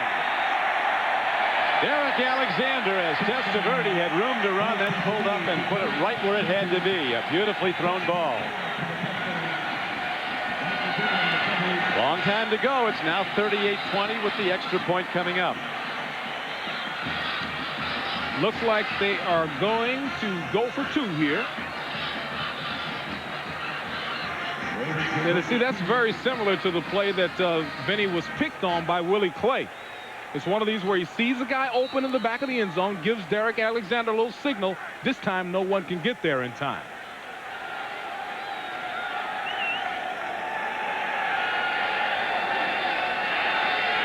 The 2-point conversion try. Testaverde lobs to the end zone, and it's not close. He was looking at Jackson, but there's a foul called. Penalty markers down, and it is down against Ty Law, number 24, cornerback for New England. Very same play that Michael Jackson scored on in the end zone the last time. He goes up, leans inside on the defender. The defender recognizes holding defense, number 24. Half the distance to the goal line. Retry. So Ty Law grabs him and holds on.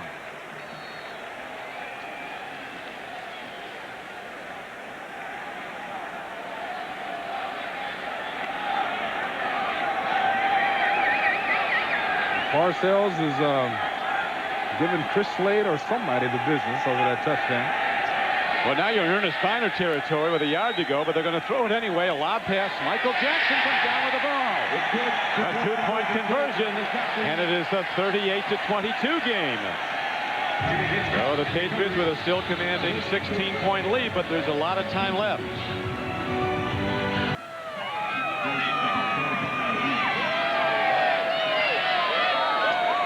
Don Criqui with Beasley Reese back at Memorial Stadium, where Vinny Testaverde and the Ravens have just driven downfield, scored, gotten a 2-point conversion. They're down by 16.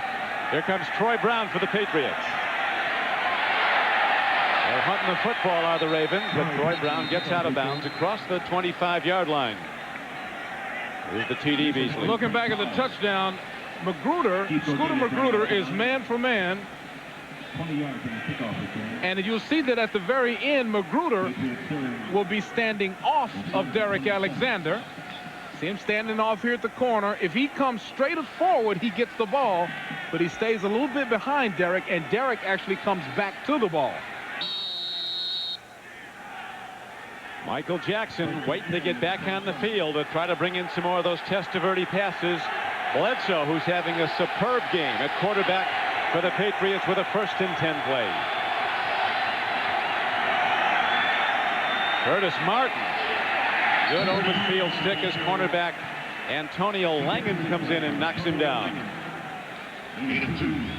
It'll be 2nd down and 8. Patriots huddling at their leisure, looking to run clock. It's down to 11:55 to play. They lead the game 38-22. A lot of time in this football game. Last 2 drives for the Ravens. They've moved right down the field, so the offense cannot just shut down. New England's offense can't just settle down and think we've got this game won. Not kidding. Here comes the blitz. They go to the handoff, and good defense by the Ravens shuts it down. That touchdown and two-point conversion seem to have ignited this whole team.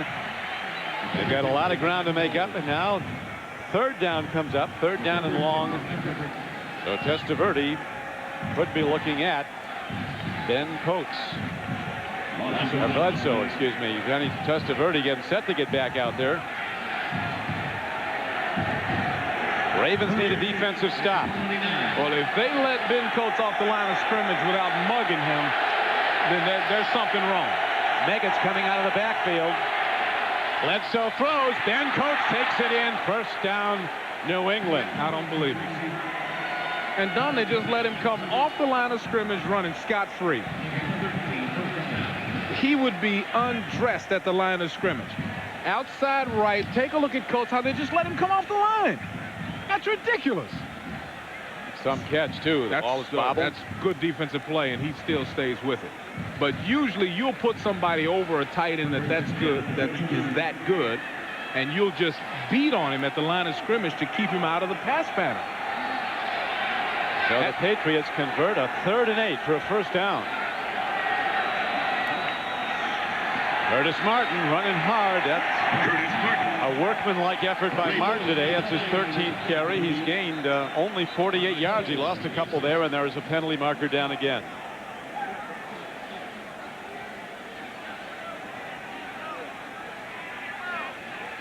That stops the clock with 10 minutes and 4 seconds to play in the game. No foul on the play. There was no face mask. He had a hold of his jersey. Second down. Look at the Patriot receiving numbers. Everybody getting well. That is amazing. Now, 2 weeks ago, he hit 6 or 7 different receivers. Did Drew Bledsoe, and then here he is today hitting 1, 2, 3, 4, 5, 6, 7 different receivers. And he could be looking to hit one right now at 2nd down and 11. Gary Glenn going wide to the left. Ben Coates coming in motion. Hand off to Martin. And the Ravens shut it down. 3rd down and 9 comes up now. So Baltimore looking for a defensive stop of Bledsoe and the Patriot offense to get the ball back. You see the game clock ticking down to 9:25. Parcells and his Patriots up by 16. You get the feeling Testaverde and the Ravens are going to score again when they get the ball. They were hitting everything all over the field in the last possession. The last 2 possessions, they looked really good, other than the one throw that Willie Clay stepped in front of for New England. Blitz on Bledsoe. He's airing it out long. He's looking at Terry Glenn. Incomplete at the 24-yard line. Well defended by Antonio Langham. Both these guys went up over the rim for that ball. Watch the double cut. Here's one cut, and then the out and go, and Antonio Langham reads it just, I mean, you can't play it any better than that. That it really is. He's in superior position. That's well played. So Tom Tupa comes on the field to punt the ball for New England. And the very fast rookie Jermaine Lewis is standing back at his 14-yard line for Baltimore. Well hit ball. Lewis will run it back from the 14. And a terrific special teams tackle. Coming down to make the play was Vernon Lewis, number 43. But the Ravens have it when we come back. Back at Memorial Stadium, Bill Belichick, what do you think he's going to scheme on now to try to stop Testaverde on this possession, Beasley? Well, I don't think that the corners for New England match up very well against these wide receivers. So I would go into a zone so that my guys aren't scared. I mean, I put them in a nice, comfortable zone and force the Ravens to march it down and score 2 or 3 times. Ravens have 311 yards offense. Bledsoe for New England has 310 yards passing. Ball on the field.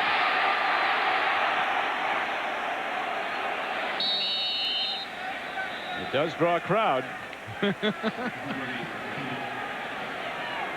Looks like the Ravens kept the ball, but they burn it down, and it's back to their 11-yard line.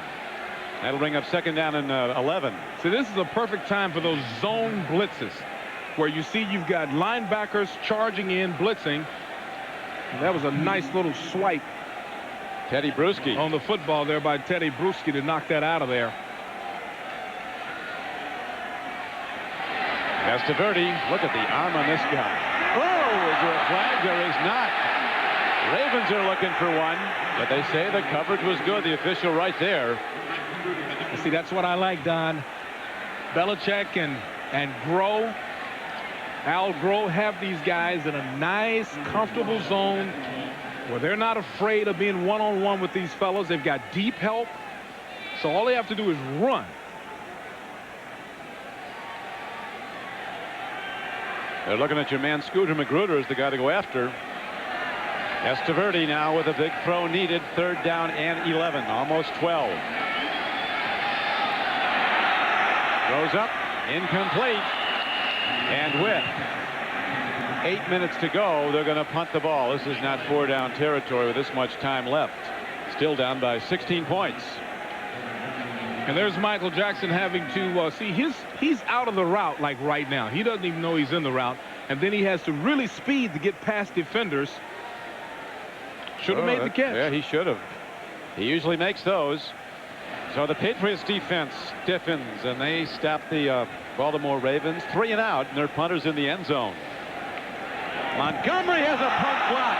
Live ball inside the 5, picked up, and Teddy Brewski has a touchdown.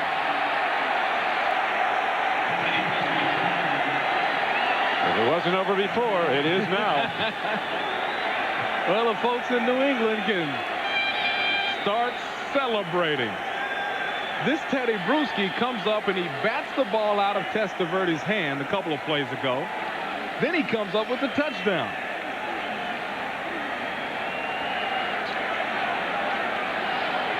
Teddy Brewski, a 2-time All-American at Arizona, where he was a down lineman, moved to linebacker.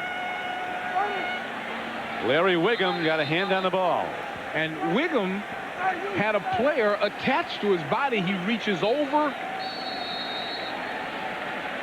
the head of Rashawn Adams to block the ball. Patriots won all of it. They're going for 2, leading 44-22. Bledsoe looks, fires, open man, 2-point conversion, New England. Who else?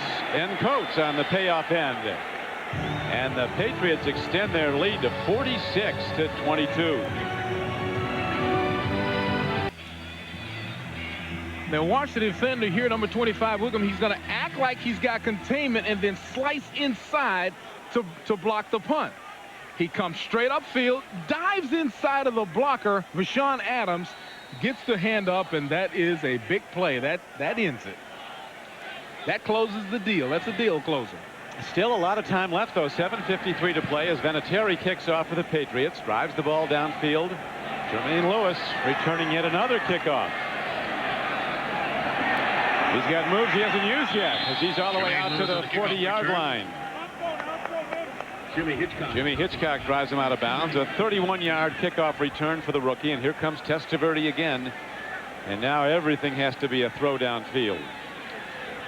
Well, this is, you know, once again, it's an exciting time for linebackers and defensive backs. You know that you back the offense into predictable situations.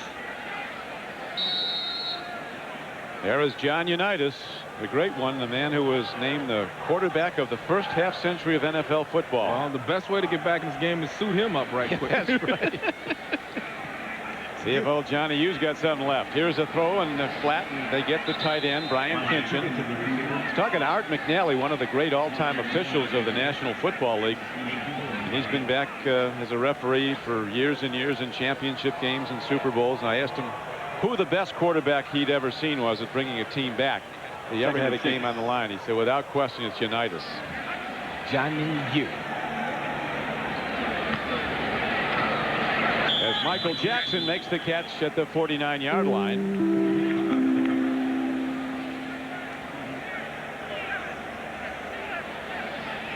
John Unitas, number 19, quarterbacked the Colts to back-to-back NFL championships in this stadium in 1958 and 59. Colts, when they were in Baltimore, also had another championship in the 70s when Jim O'Brien kicked that last-second Super Bowl field goal that beat the Cowboys. I think they were Super Bowl V.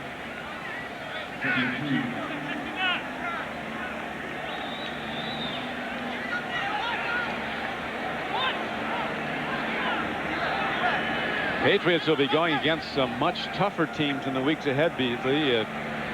What areas is we watch Vinny Testaverde run out of trouble for the moment and then get taken down as Mike Jones sacks him. Actually, he threw it underhand to Ernest Biner. Kind of a creative move. But you're right. New England has really the heart of their schedule coming up. Let's see Vinny here. Right at the end, he alertly, watch this, underhanded. Yeah, shoves it over to Ernest. Ernest does what he can. Witches get the ball to a 3rd and 4 situation where Testaverde throws downfield, and the ball is almost picked off as Willie Clay almost had another one. Well, see, that's why this is a great time for linebackers. They know exactly what they have to do. They know Jackson is their #1 guy, so they had him double that time, and big play Clay almost comes up with another big play. Watch him cut underneath right here. Great position. Nice knockdown.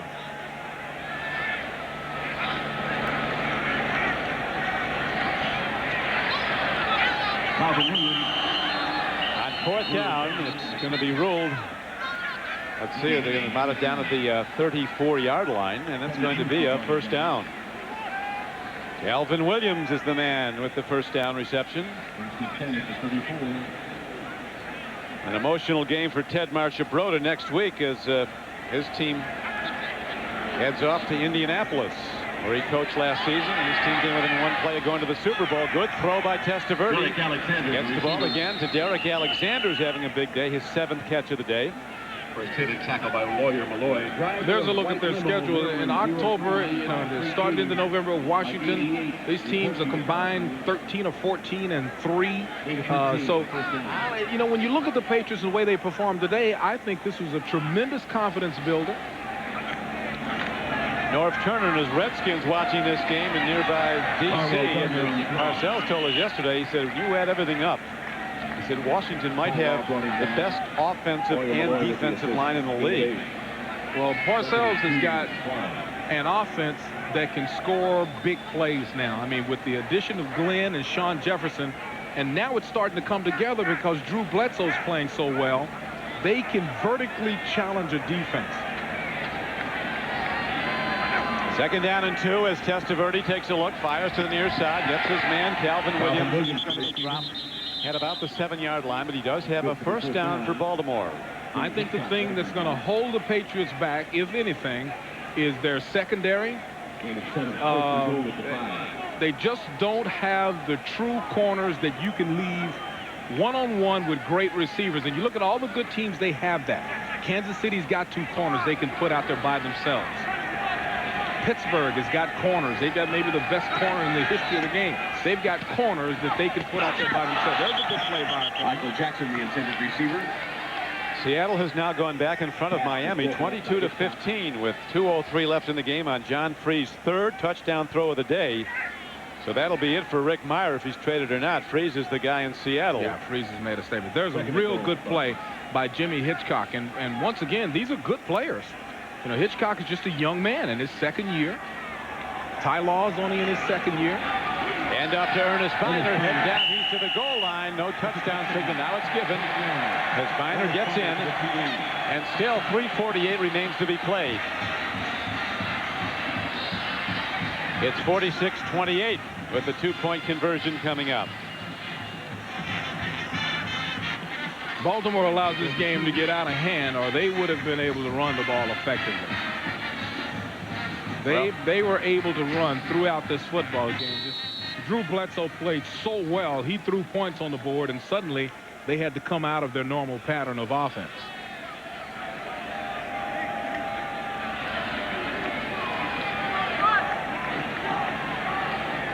This is go for bonus day. Go for extra bases. 2-point conversions. I've never seen this man. Are the order of the day. What's killed the Ravens, though, is the 11 penalties they've had in this game for 126 yards. Look at that. Look at Michael Jackson just lean over and pick it off right over Jimmy Hitchcock. That's what I've been talking about. Well, it's back to a 16-point game, 46-30. 34-year-old Ernest Biner of the Ravens has been shouldering a heavy load, Beasley, the last 2 weeks. 149 yards in the last game against New Orleans. 21 carries, 86 yards a day. He might be cramping up. Well, he twisted his ankle, Don. I saw it. I didn't really mention it because he came right back in the game, but he limped up. We've got an onside kick coming up here, boys. It's about to get good. Stover bounces the ball down. A poorly executed onside kick. It didn't go 10 yards, so the Patriots will take over the ball in very strong field position. Penalty markers down. They're going to back him up. Yeah, they got it again. With 3 minutes and 44 seconds left to play as they sort this out. So Ted Marchibroda really has to go into the bag of tricks now to get anything he can to work in, trying to get more points. There's certainly been enough. 76 have been scored already today. 46 by the visiting Patriots, who'd lost their last 4 road games dating back to last season. Illegal tag, short free kick. Re-kick, 5-yard penalty. Give a chance now. So that's right, because it didn't go 10. They'll now move it back to the 25-yard line. And you'll notice that the Patriots have what they call their hands people. It's all running backs, wide receivers. I see Terry Glenn, Ben Coates, all the defensive backs are out there. Guys who are accustomed to handling the football. It's not your normal kickoff return. Those are big linemen up there, big linemen and linebackers ready to block.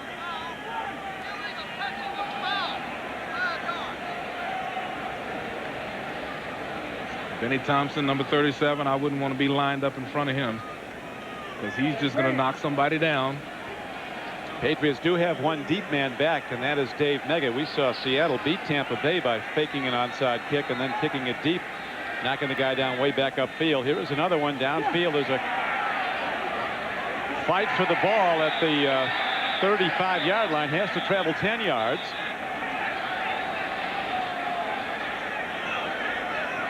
Well, the Ravens are pointing that way, and so is the official. It worked. Vinny Testaverde, and the Ravens offense goes back out onto the field. Figure this out, Beasley. Well, after further review, as they used to say, if a Patriot comes across, he didn't go 10, but you see a couple of Patriots come across and touch it before it gets to that point. So that makes it a free ball, a free opportunity, and the Ravens come up with it. That's just the luck of the roll. That ball rolls right underneath the Ravens. Some of the Baltimore fans chanting derogatory things about the Yankees as the American League Championship Series opens Tuesday night on NBC at 8 o'clock Eastern Time. The Orioles versus the Yankees in New York. Testaverde on first down after the onside kick is recovered by his team. Throws to Carwell Gardner, who is knocked back. Ernest Biner troubled by cramps. He's got his jersey off, so he's not going to be back in. That was that 70s afro that I was telling you. It's the only thing that identifies him as a 34-year-old. Testaverde stands in, fires the ball. Coming back at it beautifully is Michael Jackson. A perfectly executed pass play. It's a first down for the Ravens down to the 47-yard line of New England. 2:55 to play and the clock runs. The Ravens trail the Patriots 46-30. Well, they need to score quickly, so I'd be looking for a double cut if I was in that secondary. Out and go, curl and go. Incomplete at the 43 as Testaverde tries to go over the middle, and Terry Ray separates Calvin Williams from the ball. Second and 10. The Ravens would need 2 more touchdowns and 2 two-point conversions after those touchdowns to tie. Testaverde's going to take a deep look now. He's looking over at Jackson. Pump faking. He fires, overshoots. He was looking at Calvin Williams at the end, and then the rush came, and He did very well to keep the ball from being intercepted by DB Corwin Brown of New England. 30. Don, I said that he was going to go for double cuts. That's the reason you see the pump fake. The two wide receivers ran curls or outs and go. There was the pump. But because he couldn't get it out there, then he went for a shorter receiver, and it sailed on him a little bit. That should have been picked off. 3rd and 10 comes up. See the 3rd down conversion for the Ravens. Testaverde fires. What a shot. A real rocket, and Michael Jackson just off the ground scoops it in. 1st down, Baltimore. Well, they need 2 scores, and they're strolling up to the line real cool. Pretty soon they have to start calling some timeouts. Each team has 2 timeouts remaining. The last thing the Patriots want to do is stop the clock. Throw, and it's off the hands of Derek Alexander. That'll stop the clock and make it 2nd down and 10 for Baltimore. Yeah, that could have been a better throw. I mean, there was no reason. We're told that Ernest Bynert has a shoulder contusion. That's why he's gone to the sidelines.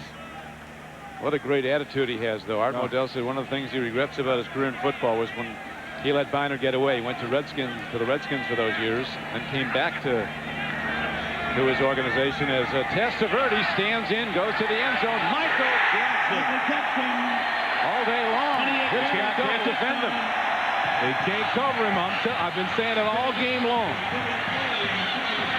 They cannot cover Michael Jackson or Derek Alexander. Boy, this is wild, this game.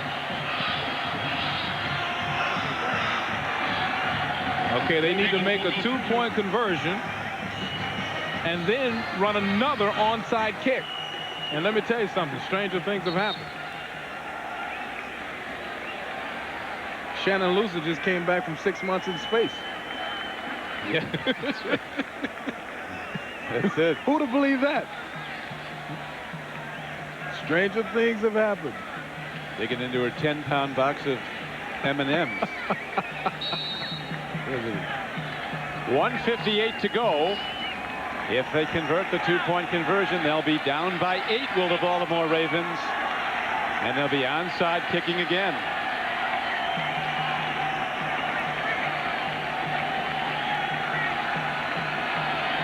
Three wide receiver set. They give it to Carwell Gardner. He bangs in.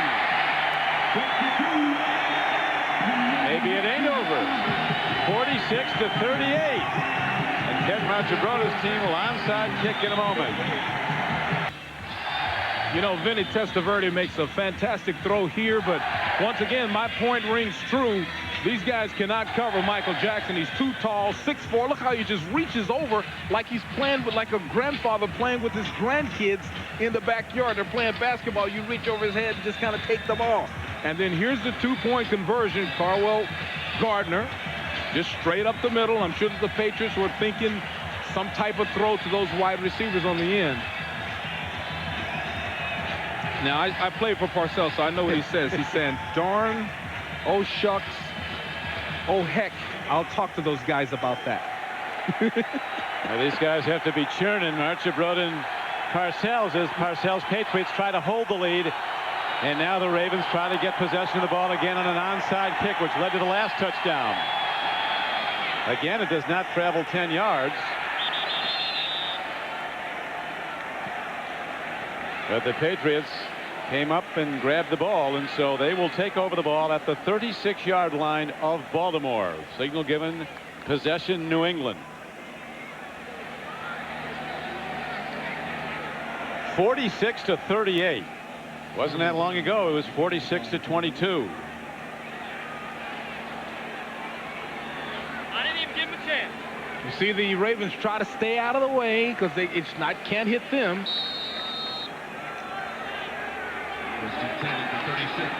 And then some Patriot comes up with it. Protection, run offense, and up goes Curtis Martin. He's taken down, and the Ravens quickly call for and are allotted a timeout with 1:53 to play. So the Ravens are down to 1 timeout. The Patriots have 2. 2nd down, and it'll be 11. There was a loss of a yard on the play. Ravens with a couple of tough road games at Indianapolis next Sunday. Then they head out to Mile High in Denver for the following game. Come back to play the Rams.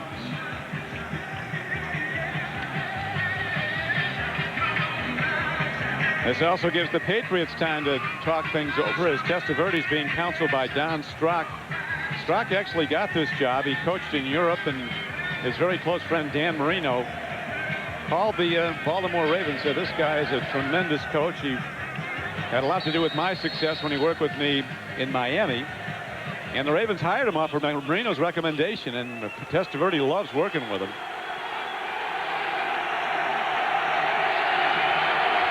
On 2nd down and 11, Bledsoe hands off. The run is straight ahead for a gain of about 4 yards inside the 35, and the clock is stopped again. And now the Ravens are out of timeouts. The game clock with 1:47 left to play. New England leads by 8 points with 3rd down and 8 coming up. And coming up next on most of these NBC stations, it's game 2 of our NFL doubleheader. Most of you will see Jim Harbaugh and the undefeated Colts take on the Buffalo Bills. Others will see the San Diego Chargers go against the Denver Broncos. Check your local listings for the game in your area. The Indianapolis Colts, that's a team that, you know, they were down for so long. They collected a lot of very good players, drafting in good position. Then you got a little magic sprinkled in there.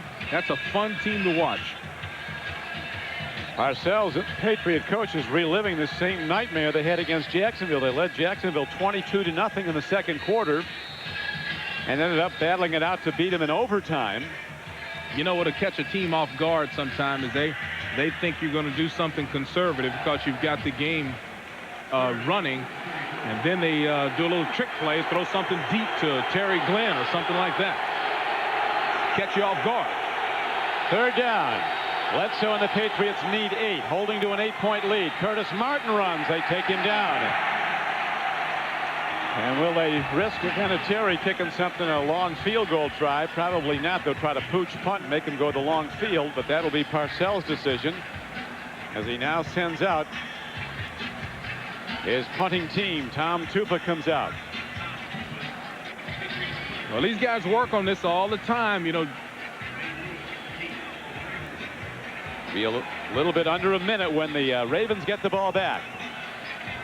These punters work on this play all the time. They'll try to bounce it left or right, try to drop it out just at the 5-4 yard line. Little poocher. And this rookie can run it back that's in there, Jermaine Lewis. Standing at his 10-yard line. Angled to the near sideline. A high punt, well done by Tupa. It comes inside the 5, and it'll go out of bounds just inside the 5-yard line. So a brilliantly executed punt by Tom Tupa. And the Ravens find themselves down by 8 points with 49 seconds to get it downfield into the end zone and then hit a 2-point conversion if they can and then go to overtime. The odds against are enormous. So it's really 1st and 95 at this point for the Ravens. Don, that punt was big by Tupa.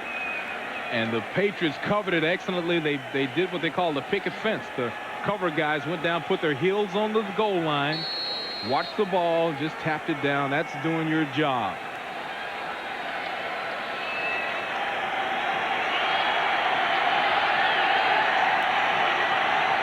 Testaverde checks with his receivers to make sure. He's going to be throwing long from his end zone.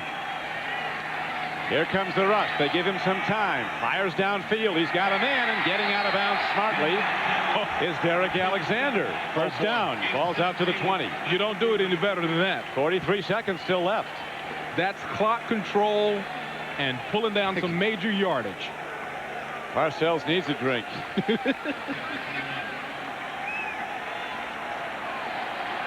So the Ravens execute beautifully. Get the down and out. And the receiver out of bounds. Stops the clock. Testaverde again. Here comes the rush. He throws, and it's incomplete. Stopping the clock. That's a zone blitz, and Kitchen wants a pass interference. It's a zone blitz. They send some guys. They send number 24, Ty Law, straight up. And Ty Law really is about a breath away from getting him. In fact, he has him. But Vinny is so strong that he's still able to get the ball in Kitchen's direction. Testaverde brings the Baltimore Ravens up to the line of scrimmage. 2nd down and 10 with 37 seconds to play. Another blitz. They pick it up. Testaverde fires. He's got a man. And he quickly gets out of bounds. Now they're going to rule he caught it on the one hop.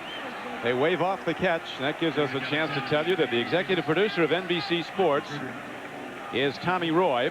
Or the coordinating director of NFL football, John Gonzalez, as we look again at the ball come in and Alexander loses it as it comes in. Today's game was produced by John McGinnis, directed by Kelly Atkinson. 31 seconds to go at Memorial Stadium. 3rd down and 10. Testaverde dumps it off to Gardner, who'd be well advised to head for the sideline, but does not. And now the game clock, the Ravens powerless to stop it without throwing the ball down as they have to go into alignment. 15 seconds to play. And Don, sometimes they'll fake this and send a guy deep. Well, they 4th down. They've got to go for the 1st down. 4th and they need 5. Testaverde, quick out pattern. Nicely done by Calvin Williams, who gets the 1st down with 3 seconds left. See, Don, what he did was he threw his hands like he was going to throw it down. Penalty marker down.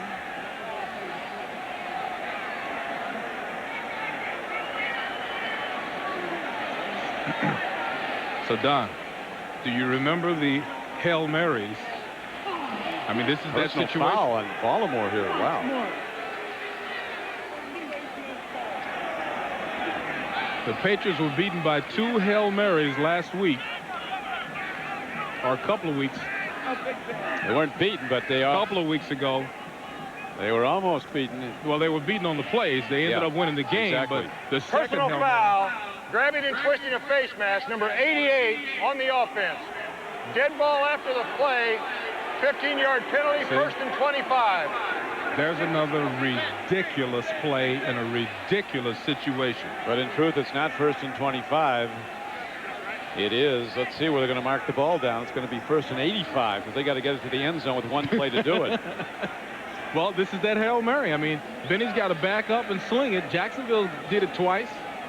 Parcells said, Beasley, after the Jacksonville game, it was the wildest game he was ever a part of. He said it was wild on the field. The players were wild. The official was wild. I was wild. He's got to amend his wildest games, though. This has got to be a contender.